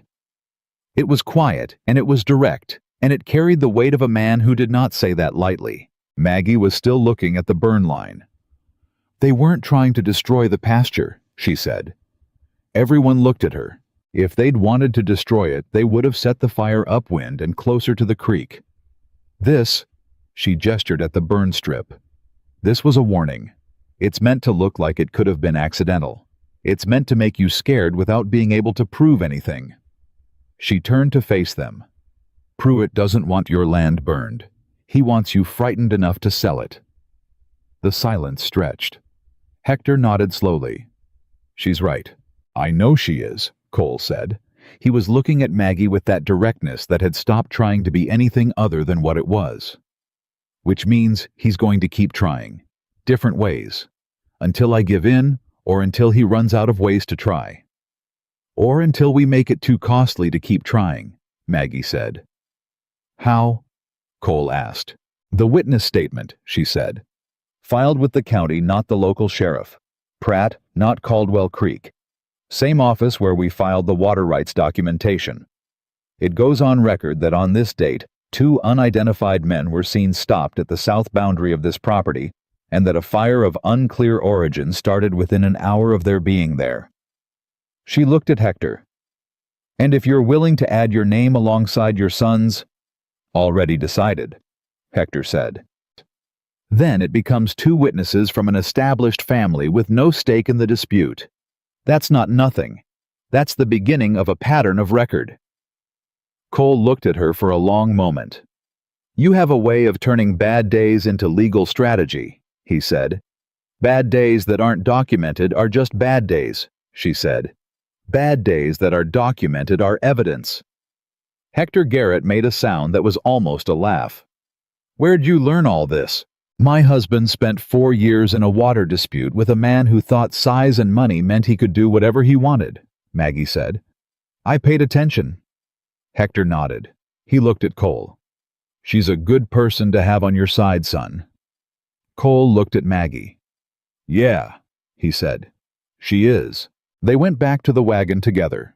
Cole and Maggie and Rose was exactly where Maggie had left her, wedged safely in the shaded corner of the wagon bed, awake now and thoroughly engaged with a piece of Maggie's shawl fringe that had fallen within reach. She looked up when Cole leaned in and made the sound she made specifically for him, that particular combination of recognition and mild complaint that meant you left and I noticed. I know, he said to her. I know, Bug. He lifted her and held her and pressed his face briefly against the top of her head in a gesture so unguarded that Maggie looked away. She checked the horse's harness and gave herself that moment. You should come back to my place tonight, she said when he straightened. Both of you. It's late, and I'm not comfortable with you being out here alone after this. He started to say something. Practical decision, she said, not an invitation to argue. He closed his mouth. Good, she said. They drove to her place in the long, late afternoon light, Cole's wagon, and Maggie's together on the road, and she made supper while he settled Rose and washed the smoke off himself at the basin, and the kitchen smelled like food, and the evening was finally reluctantly letting go of some of the day's heat. They ate. Rose sat in her basket and observed the meal with the judicial attention she brought to all human activities conducted near her. I need to ask you something, Cole said. Ask. Pruitt knows we went to Pratt. He knows about the county filing. He set that fire because he wanted to scare me before the documentation clears. He set down his fork. That means he's going to escalate. Something bigger than a fire on the fence line. Something that can't be filed away at a county office. Yes, she said. So what does that look like? What does a man like Pruitt do when legal threats and social pressure and a warning fire haven't worked? Maggie thought about it. She thought about it the way she thought through supply orders and ledger columns systematically, without flinching from the numbers that came out ugly. He goes after the one thing he hasn't touched yet, she said. Which is, you personally, she said, your reputation. Not mine. Mine's already been handled through the church. Yours. A young widower who's been taking money and help from a woman the town doesn't respect, who can't manage his own affairs, who needs a widow to file his paperwork and fight his battles. She looked at him steadily. He's going to try to make you look weak, dependent, not the kind of man other ranchers want to do business with. Cole's expression didn't change, but she could see what that landed like. He's going to make it personal, she said. And he's going to make it public, probably at the Founders' Day social next Saturday. It's the biggest gathering of the year. Everyone will be there. It's exactly the kind of stage a man like Pruitt would choose. Cole was quiet for a long moment. Then we need to be there too, he said. Yes, she said. We do. That surprised him. She could tell. He'd expected her to say something strategic and cautious, something about documentation and records and appropriate responses. He hadn't expected her to say, we need to be there. You want to walk into the Founders' Day social, he said slowly. Together. I want to stop letting him choose the terrain, she said. He's been setting the stage for weeks. The store, the church, the fire. All of it has been on his terms in situations where we're responding to him. She held Cole's gaze. It's time we show up somewhere he didn't plan for. That's going to cause talk, he said. Cole, she said, there is nothing we could do or not do at this point that would not cause talk. The only question is whether the talk is on our terms or his. He thought about that. What would it mean? He asked. If we walked in there together, what would people think it meant? The kitchen was very quiet. Maggie looked at him across the table, across the supper dishes, and the lamplight, and the 3 months of Wednesday mornings, and fence rails, and ledger columns, and Rose's fingers around her finger. They'd think it meant what it means, she said. He looked at her for a long moment. And what does it mean? He asked. His voice was quiet and direct, and had stopped trying to be anything but what it was. She looked back at him.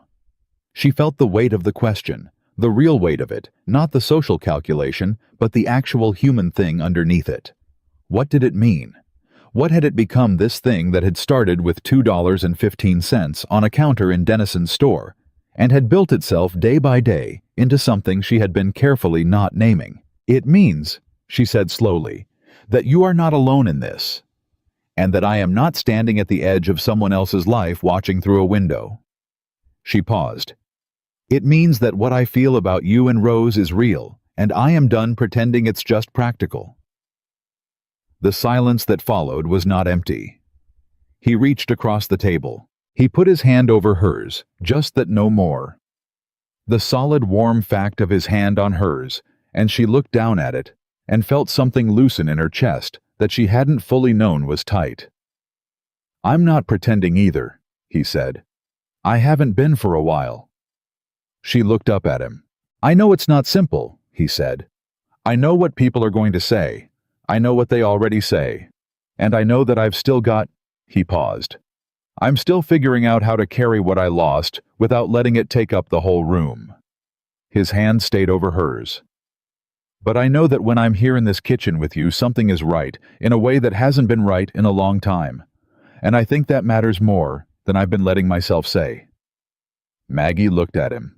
At this man who had walked into Denison's store with a hungry baby and a broken tin and too much pride to say please, who had come back with venison and cedar posts and an unfiled ledger, and the particular kind of quiet that a person carries when grief is a room they live in, rather than a place they visit. Who had walked out of a church in front of 400 people, rather than stay in a room where something wrong was being said.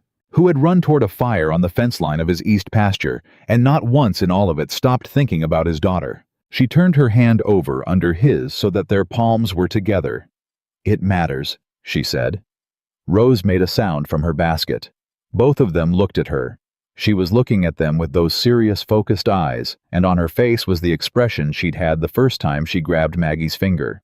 That expression that was not quite a smile, but lived in the neighborhood of one, the expression of a baby who has assessed the situation and found it satisfactory. Cole laughed. A real laugh, the kind that came from somewhere uncalculated. She's been watching us this whole time, he said. She's got opinions, Maggie said. God help me, she does. And it was the most ordinary moment, supper dishes on the table, and a lamp burning, and a baby in a basket with opinions. And it was the best moment Maggie Hollis had had in 3 years, and she let herself feel that completely without reduction. The Founders' Day social was Saturday, 4 days away. She thought about it in the night after Cole and Rose had gone home, lying in the dark of her own room, with the sounds of the summer outside, and her hand resting on the quilt, where she could still feel the warmth of his palm. 4 days was not long. Pruitt would be there.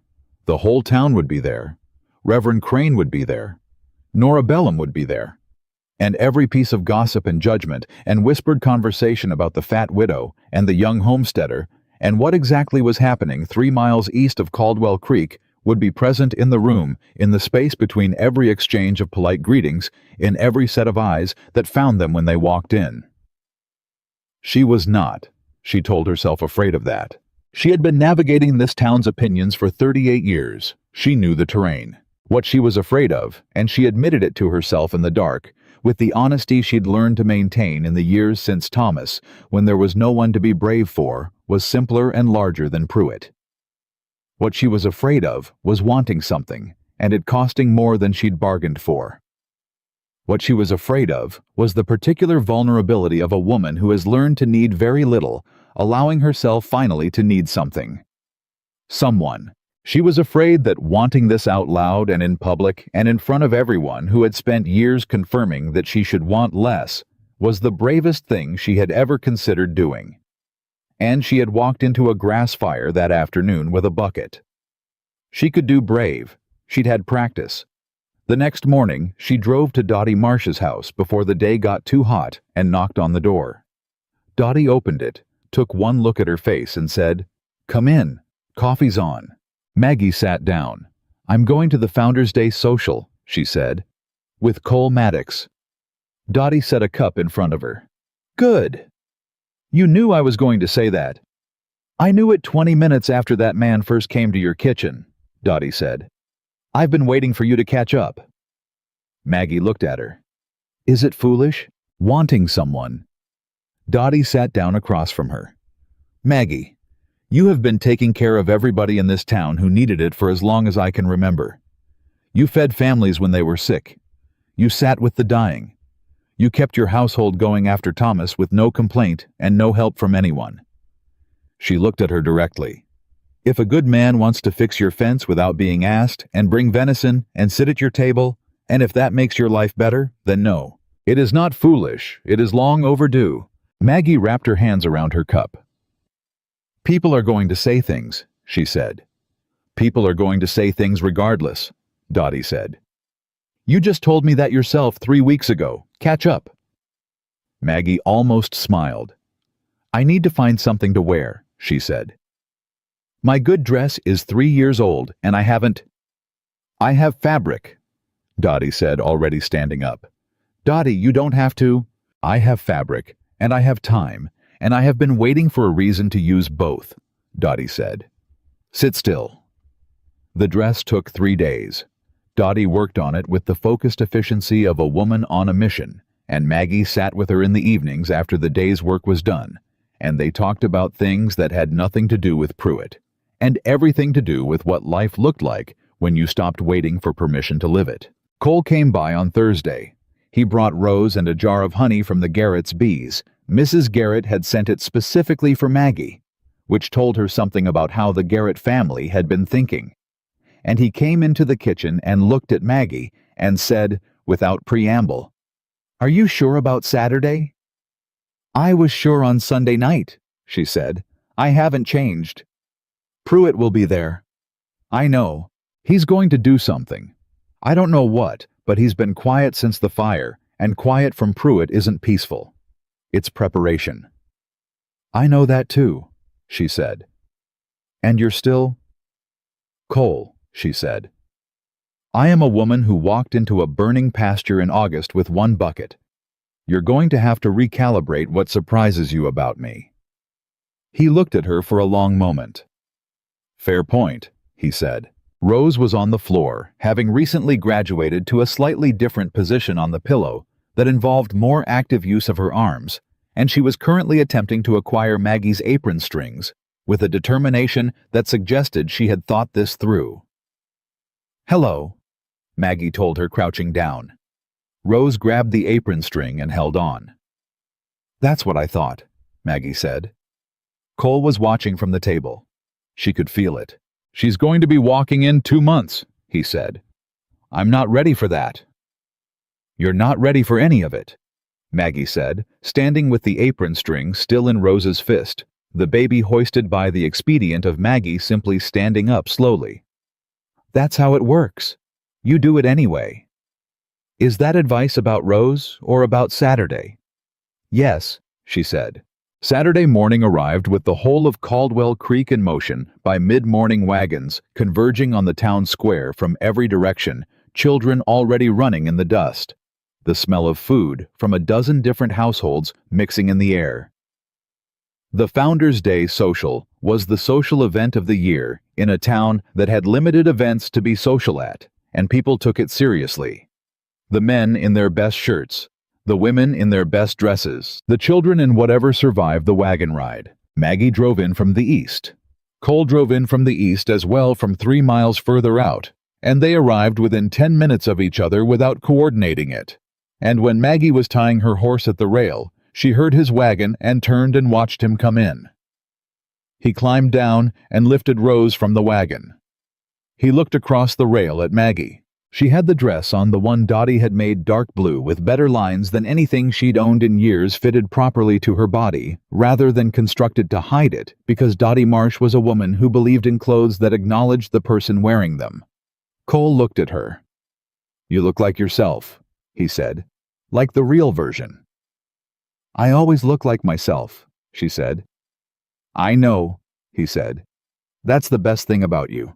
She felt that in the center of her chest, like a hand pressing there, but she kept her face steady, and they walked toward the social together, and people saw them, and people talked, and people looked, and all of that was exactly what she'd expected, and she kept her spine straight and her chin level, and walked at the same pace she'd walked when she crossed Dennison's store to put $2.15 on the counter. The social was well underway when Gerald Pruitt made his move. He waited until there were enough people gathered at the long tables, the full social, most of the town plates of food and children running, and the full attention of Caldwell Creek assembled in one place, and then he made his way to Cole with a smile that had never touched his eyes. "Maddox," he said, loud enough, not shouting, just pitched to carry. "Good to see you out. Heard you had some trouble with a grass fire out on the east pasture." Cole looked at him. "I did. Terrible thing," Pruitt said with the tone of a man expressing sympathy he does not feel. "You know, a young man alone out there managing all that." He paused just enough, with help from neighbors and such. "Must be hard to run a claim when you're not really—" Another pause, fully equipped for it. The conversations around them were dropping in volume. Cole said nothing. "I only bring it up," Pruitt continued, warming to his audience now, "because there's talk of Maddox selling the east parcel. Might be best for everyone given the situation." "There's no such talk," Cole said. "Not from me. From what I hear." "What you hear?" Cole said, his voice still level and controlled. "From who?" "From the men you sent to stop at my south boundary line before that fire started." The silence spread like water. Pruitt's expression didn't change, but something behind it did. "I don't know what you're referring to," Pruitt said. "I reckon you don't," Cole said. "Just like you don't know about the witness statements filed with the Pratt County office yesterday morning, detailing 2 unidentified men at that location." He held Pruitt's gaze. "Along with the confirmed water rights documentation on the East Creek access, also on record, in Pratt, dated and official." The silence was absolute. Pruitt looked at Cole. Then he looked at Maggie. She looked back at him with the steady, unhurried patience of a woman who has been navigating this man's particular brand of certainty for years and has run out of any inclination to accommodate it. "You filed witness statements," Pruitt said. His voice had lost its pitch. It was smaller now. Flatter. "I did," Maggie said. "The same day we confirmed the water documentation. The county office in Pratt has been very helpful." She paused. "I find it helpful to work with people at the county level. They tend to take the paperwork seriously, regardless of who holds what mortgage on what building in Caldwell Creek." Pruitt's face changed. It was not rage. Pruitt was too controlled for visible rage. It was something colder. The expression of a man who has just understood that the board looks different than he thought it did. "You think a piece of paper protects you," he said, his voice low now, directed at both of them, and at neither of them. "No," Maggie said. "I think a piece of paper protects the record. The record protects us." She let that land. "We're the ones who protect each other." Pruitt looked between them. Cole was standing at Maggie's shoulder, not in front of her, not behind her, but beside her, and that beside was not accidental, and everyone present understood it was not accidental. "You're making a mistake," Pruitt said. "I've made mistakes before," Maggie said. Staying quiet while men like you arrange things to your own benefit for years. That was a mistake. This isn't. People were watching. The whole social was watching now. And then Hector Garrett from somewhere at the edge of the crowd said, "My boy saw those men, Pruitt. You want to talk about what they were doing there?" And then Dottie Marsh from the other side said, "I've known Maggie Hollis for 30 years. I'll take her word over yours on any subject you'd care to name." And one by one, in the way that silences sometimes break, not all at once, but in a spreading wave like ice coming off a creek in thaw. The people who had been watching shifted. Not all of them, not even most of them, but enough. Enough that Gerald Pruitt, who had spent 30 years arranging this valley according to his preferences, understood that the arrangement had changed. He looked at Maggie one more time. She looked back at him without flinching, without apology. With every year of every whisper and every glance over every counter in this town, present in her face, clear and unmistakable, and completely done with hiding. He turned and walked away. Cole waited until Pruitt was fully gone, and then he looked down at Rose, who had observed the entire exchange with grave interest from his arms, and said, "What do you think, Bug?" Rose made a sound. "Yeah," he said. "Me too." Maggie exhaled. It was not over. She knew that. Pruitt would regroup. There would be more moves, other tactics, other mornings when things felt less solid than they did right now. The county documentation would take 10 days to fully clear. The witness statements would need to be maintained. There was still a burned strip of east pasture that needed to be reseeded before fall. It was not over. But something had broken differently than it had been breaking before. Dottie appeared at her elbow with a plate of food, and pressed it into her hands with the authority of a woman who has decided that a person who has just faced down Gerald Pruitt in front of the whole town needs to eat something. "Eat?" Dottie said. "You've been on your feet since dawn." "Thank you," Maggie said. "Don't thank me. Eat." Cole was beside her. Rose in his arms, looking at the crowd with wide, interested eyes. The whole bright, complicated world of Caldwell Creek's Founders Day social being filed away in whatever young babies file things in for later use. "You all right?" he said quietly. "Yes," she said. "You sure?" She looked at him. At the set of his jaw, and the warmth in his eyes, and the particular way he was standing beside her specifically and deliberately beside her, and she thought about 3 years of managing alone, and the specific weight of it, and the specific exhaustion of it, and what it felt like to set some portion of that weight down. "I'm all right," she said. "I'm better than all right." He nodded. Rose reached out from his arms and grabbed Maggie's sleeve. The way she grabbed things now with certainty, with the knowledge of someone who has established what is hers. Maggie let her hold it. Around them the social continued, the food and the children and the talk, and yes, still some of the glances, still some of the conversations that stopped when they walked past. But underneath all of it, something had shifted in the air of Caldwell Creek, something small and real, the way air shifts before weather changes. Gerald Pruitt left the social early. Nobody made a point of noticing. But everybody noticed. Pruitt left the social early, but his absence did not mean he was finished. Maggie had said it herself, and she had meant it, and the days that followed the Founders Day social confirmed it. The first sign came 3 days later, a Monday, when Cole drove to Caldwell Creek for a routine supply order, and found that Dennison had suddenly developed a problem with his account. Not a denial, nothing that clean. Just friction. A delay in pulling the order. A question about a prior balance that Cole knew for a fact had been settled. A vague suggestion that credit terms might be changing for some accounts going forward. Cole came to Maggie's that evening and told her about it with the flat, careful voice he used when something had made him angry enough that he was being deliberate about controlling it. She listened to the whole account without interrupting. "He can't deny you service without cause," she said.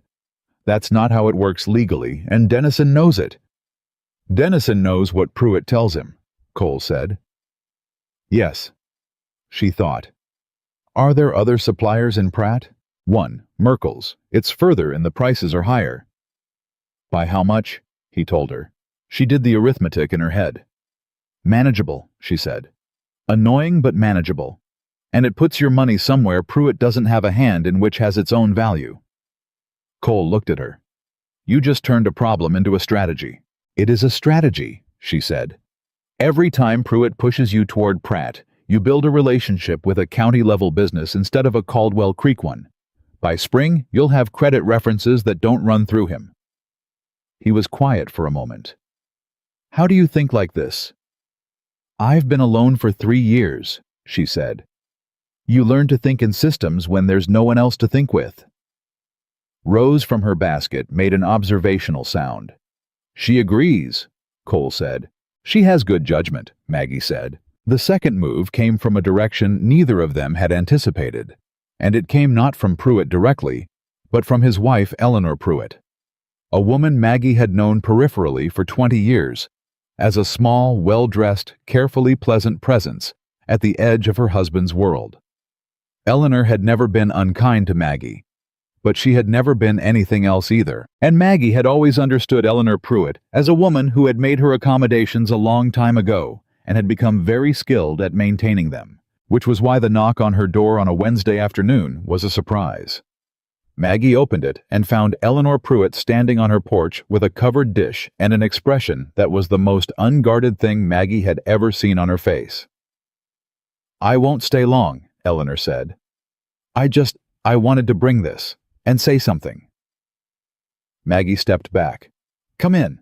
Eleanor came in. She set the dish on the table. It was a peach pie, Maggie noted, made with the late summer peaches that were just coming in, which meant Eleanor had made it recently and deliberately not found it sitting around.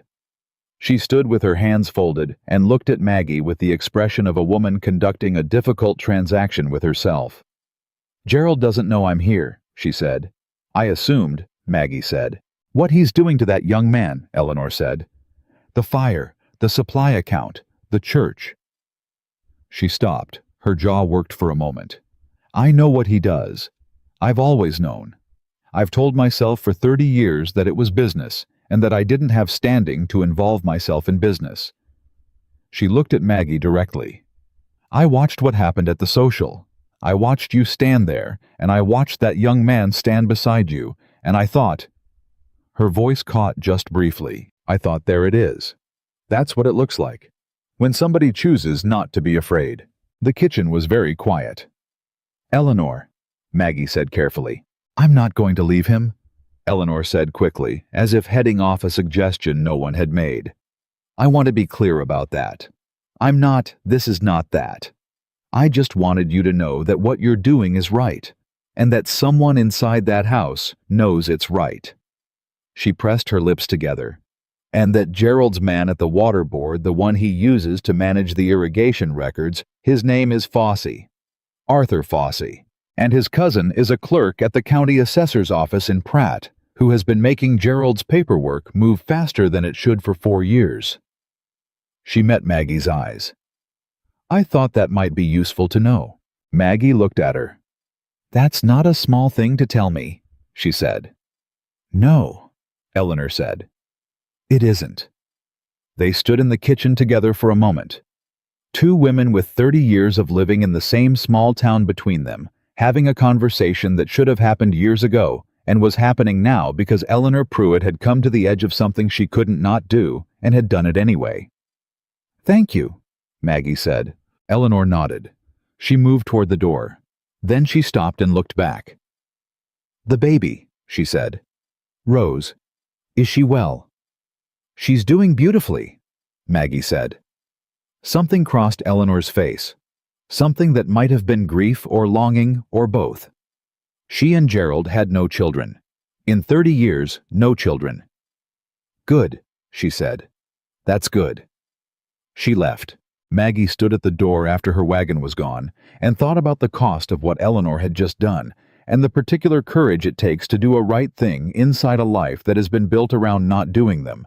And she felt something that was not quite pity and not quite admiration, but lived between the two. She wrote down the name Arthur Fossey before she forgot it. She told Cole that evening. He sat with it for a long time. His own wife, he finally said. His own wife, Maggie confirmed. What do you want to do with it? "I want to write a letter to the county assessor's office in Pratt," she said. "Not an accusation, just a formal inquiry into the processing timeline on a specific set of water rights filings, ones that Pruitt has had pushed through faster than normal procedure would allow.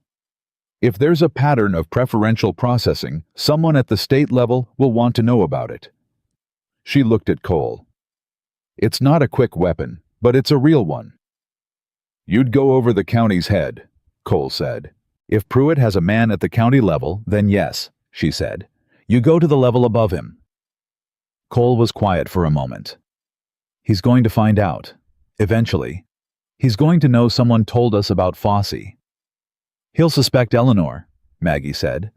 "He probably suspects her already. Then she's going to face something when he figures it out." Maggie nodded. That thought had been with her all afternoon. "I can't protect her from what happens in her own house," she said. It was a hard thing to say, and she said it plainly because it was true, and dressing it up wouldn't change it. "What I can do is make sure the information she gave us counts for something, that her risk wasn't wasted." Cole looked at her for a long, steady moment. "Write the letter," he said. She wrote it that night. The letter to the state land office in Topeka took 4 pages and cited 3 specific filing dates and 2 specific water rights resolutions that had moved through the Pratt County office in under a week when standard processing was 30 days. She cited no source. She cited only documentation dates and the formal request that a state-level review examine the processing record of the relevant clerk. She signed her name in full. Margaret Ann Hollis, widow, Caldwell Creek, Kansas. She mailed it Thursday morning. Then she came home and made bread and did not tell anyone else what she'd done and waited. The waiting was the hardest part. She had always been better at action than at waiting. Action gave her something to do with the fear. Waiting just left the fear sitting there unoccupied, taking up space. Cole sensed it. He had gotten better at sensing things over the past several weeks, or perhaps she had gotten worse at hiding them. She wasn't sure which, and she wasn't sure it mattered. He came by on Friday and found her in the kitchen, not doing the thing she was supposed to be doing, which was the weekly ledger, just sitting at the table with the ledger open in front of her and her eyes somewhere else. He sat down across from her without saying anything. She looked at him. "I mailed a letter to the state land office in Topeka," she said, "citing irregularities in county-level processing, named dates and filing numbers, signed my name." His expression didn't change. "When?" "Thursday morning." "And you've been waiting to see what happens?" "Yes." "And waiting makes you uncomfortable," she said. "I'm better when I'm doing something." He was quiet for a moment. Then, "Come out to the east pasture with me tomorrow. I'm reseeding the burned section. I could use a second pair of hands." She looked at him. "That's not a practical request," she said. "You don't need a second pair of hands to reseed a 40-yard strip." "No," he agreed. "I don't." A beat. "What time?" she asked. "Sunrise," he said. She was at his gate before the sun was fully up, and they worked the burned strip of east pasture together in the early morning, before the heat built and the physical labor, the movement and the dirt, and the simple concrete task of putting seeds in ground that needed them, did exactly what Cole had understood it would do. It gave her hands something to do. It gave her body somewhere to put the waiting. Rose observed from a blanket in the shade, entertaining herself with increasingly complex investigations into the nature of her own feet, which appeared to be a source of ongoing interest. They worked for 2 hours, mostly in silence, and the silence was the good kind, the kind she'd learned over weeks of Wednesday mornings and supper time and ledger columns, the silence between 2 people who don't need to fill the space to make it real. "Can I ask you something?" she said about halfway through. "You can," he said. "When this is over, when the state review comes back, when Pruitt runs out of moves, when it's just the claim and the cattle and ordinary seasons, what does your life look like?" He straightened and looked at her. "I mean it genuinely," she said. "Not as a, I'm asking what you want, for Rose, for the ranch, for yourself." He thought about it. She appreciated that he actually thought about it rather than reaching for the easy answer. "I want the east pasture back to full grass by next summer," he said. "I want the herd to come through fall in good condition so I can build the stock up by spring. I want Rose to have a real bed instead of a basket by the time she can sit up on her own." He paused. "I want her to grow up knowing her mother was a good woman, and knowing that her father didn't give up when giving up would have been easier." He was looking at Maggie steadily. "And I want the person who helped me save this land to be standing on it with me when it's fully standing again." The east pasture was very quiet. "That's a direct answer," she said. "You asked a direct question," he said. She held his gaze. "I'm not a young woman," she said. "I'm 38 years old, and I take up considerable space, and this town has opinions about both of those things, and will continue to have opinions about them for as long as we're all living in it." "I know how old you are," he said. "I know what the town says. I was at the social last Saturday, if you recall." "I recall," she said. "Then you know I'm not operating under any illusions about what people think." His voice was even and clear and held nothing back.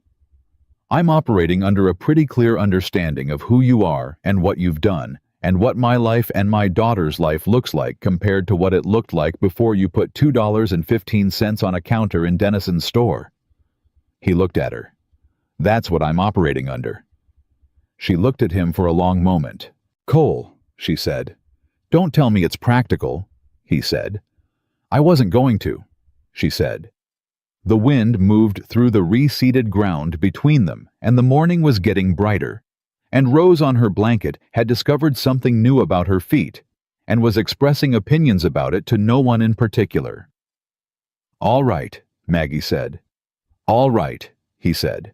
And that was how it was decided, not dramatically, not with ceremony, but with the same directness that had been between them since the beginning in the dirt of the east pasture on a Friday morning in August, with Rose in the background, conducting her own investigations, and the reseeded grass still damp from the watering. The response from the state land office came 3 weeks later. It came on a Tuesday, which was a day Maggie would remember specifically, hot still, but with the first hint of something different in the air. The first suggestion that August might eventually let go and become September. The envelope was official state seal addressed to Margaret Ann Hollis in the formal hand of a government clerk. She opened it at the kitchen table. She read it twice.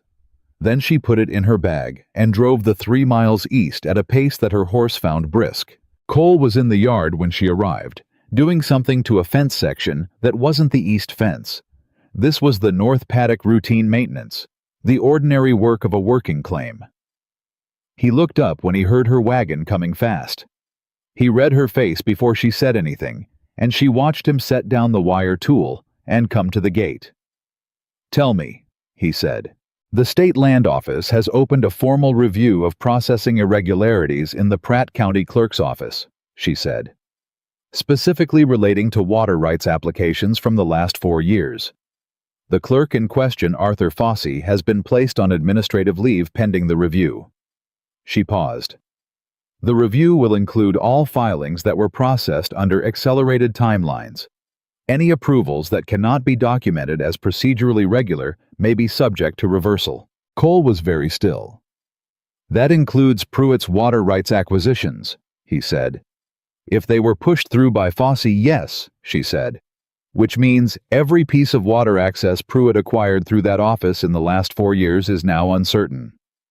The silence had a specific quality to it, not the silence of catastrophe, but of sudden, unexpected reversal. The kind of silence that arrives when something you'd been bracing against turns around. "He's going to lose land," Cole said slowly. "He's going to lose at minimum the legal certainty of the land," she said. "In practice, some of it will survive review. Some of it may not. But either way," she looked at him, "his leverage over the water board in this valley is gone, because the system he used to build it is now under state scrutiny." Cole sat down on the fence rail. He put both hands on his knees and just sat for a moment, and she could see what he was moving through. Not triumph, not quite, but the specific exhale of a man who has been holding his body against a door for a long time and felt the pressure on the other side finally give. "It was Eleanor," he said. "That's what started this." "Yes," Maggie said. "Does she know?" "I don't know. I expect she will soon. This kind of news travels." He looked at the ground for a moment, then up at her. "What happens to Pruitt now?" "He spends the next year fighting a state review," she said. "He has money and lawyers, and he'll survive some of it. But he's going to be occupied, very occupied, with his own problems." She held Cole's gaze. "Which means he's going to have considerably less time to concern himself with yours." Something moved across his face. Then he stood up from the fence rail and he walked to her and he took her face in his hands. Calloused. Working hands, warm from the morning's work, and he looked at her for a moment with an expression that had no calculation in it at all. "Thank you," he said. Not the way he'd said it at Dennison's store, the formal gratitude of a stranger. This was something else entirely. She put her hands over his. "Don't thank me," she said. "Buy the land next to yours when Pruitt can't hold it together anymore. Build something worth passing to Rose." He kissed her. It was brief, and it was real, and neither of them made it into more than what it was, which was exactly enough. Behind them, from the paddock, his mare made a sound of profound indifference. Rose was inside asleep, which was the only reason she did not have opinions about this. The autumn came in September, with the relief of a reprieve cooler air. Better light the whole tenor of the days, changing from the punishing flatness of August into something with more give in it. The east pasture came back green in the reseeded sections, slow but real, the way things grow when you've done the work right and then waited for the ground to do its part. Pruitt's review consumed the county offices in Pratt for the better part of 2 months. Arthur Fossey resigned, rather than face the full state inquiry. 3 of Pruitt's water rights acquisitions were flagged for procedural irregularities, and while his lawyers managed to hold 2 of them, the third, a creek tributary access on the north side of the valley that he'd used as leverage against 2 other ranching families, was reversed. He did not come back at Cole, not directly. There were residual frictions, a period where certain cattle buyers seemed suddenly unavailable. One formal complaint filed with the county about fence placement that was found to be without merit. But the orchestrated campaign, the systematic pressure, the fire and the sermons and the roadside threats stopped. Caldwell Creek adjusted the way small towns adjust to things, not all at once and not without residual opinion, but in the practical way of people who have to share a post office and a general store and a road for the rest of their lives and have therefore learned to update their positions, when holding the old ones becomes more inconvenient than changing them. Harlan Dennison had a quiet conversation with Cole in early September about his supply account and found that the account in Pratt with Merkel's had developed a rather efficient relationship that Cole saw no immediate need to abandon, which Dennison accepted with the pragmatic displeasure of a man who understands he is receiving a consequence he has earned. Reverend Crane never addressed the subject of the summer directly. He gave a sermon in October about the dangers of judgment that was understood by everyone present to be something, and which Dottie Marsh described afterward as the most expensive admission of wrongness she'd ever seen, conducted without actually admitting anything. Nora Bellum found other things to talk about by November. Most people did. The day Maggie and Cole stood in front of Reverend Crane, a different ceremony than the summer's sermon, and considerably more to his discomfort, since he was the only minister in Caldwell Creek, and therefore the one who married people regardless of his personal positions, was a Thursday in October when the air had gone properly cool and the light had the particular quality of autumn on the Kansas plains that makes everything look like it has finally decided what it is. Dottie was there. The Garrett family was there, including the 17-year-old whose witness statement still sat in a Pratt County file, and who stood with the straight-backed satisfaction of a young man who knows he did something that mattered. Eleanor Pruitt was not there. That would have been impossible, but she had left a dish of food on Maggie's porch 3 days prior, with a card that said, "Only wishing you well," in a handwriting that was very controlled, the writing of a woman choosing her words with great care. Maggie had kept the card, Rose was there, held by Mrs. Garrett, wearing a small white dress that Dottie had made from the same bolt of fabric as Maggie's Founder's Day dress, which Dottie had decided without consulting anyone was a meaningful detail. Rose observed the ceremony with the judicial attention she brought to all human events, occasionally expressing opinions that Mrs. Garrett managed with the skilled efficiency of a woman who had done this 5 times with her own children. When Reverend Crane reached the part of the ceremony that asked if there was any reason this union should not proceed, there was a silence. Nobody said a word, buddy. Not from any great change in collective opinion. Maggie was clear-eyed about that, had always been clear-eyed about that. Some of those silences were respect, and some of them were reluctant acknowledgement, and some of them were simply people who had something to say and had done enough arithmetic to understand that saying it today in front of the Garretts and Dottie Marsh and the county documentation in Pratt was not going to go the way it might have gone in June. Crane completed the ceremony. Cole looked at Maggie through the whole of it with the particular attention of a man who has been paying attention to her since a counter in Dennison's store and has not stopped since. She looked back at him. She thought about $2.15, about a cracked fence rail, about a ledger that didn't add up, and a baby who grabbed fingers and held on, about a burned strip of East pasture, and a letter to Topeka and Eleanor Pruitt's careful handwriting on a card, about Dottie saying you've been taking care of everybody in this town, and about Cole saying, I want the person who helped me save this land to be standing on it with me. About Thomas, who had fallen from a horse on a hill and been gone before they got him home. About Ellen, who had been fine all the way through and then wasn't. About how loss doesn't leave, it just gets company. About Rose, who had decided from the first week of her life that Maggie's hands were hands she could trust. She thought about all of it while Crane finished the words, and then it was done. And Cole took her hands in his calloused working hands and held them the way he'd held them across the kitchen table in August with the same steadiness, except now there was nothing held back in it. Mrs. Maddox, he said, quietly, just for her. Mr. Maddox, she said. Dottie made a sound that was approximately a laugh. Rose from Mrs. Garrett's arms expressed an opinion at considerable volume. She's pleased, Hector Garrett said. She has opinions about everything, Cole said. She gets it honestly, Dottie said with a look at Maggie that carried 30 years of friendship in it. Maggie laughed. A real one. The winter came in hard that year, the way Kansas winters do, when they've had enough of being patient cold, that arrived with purpose and stayed early snow, the kind of season that tests what you've built to see if it was built right. Cole's east pasture held.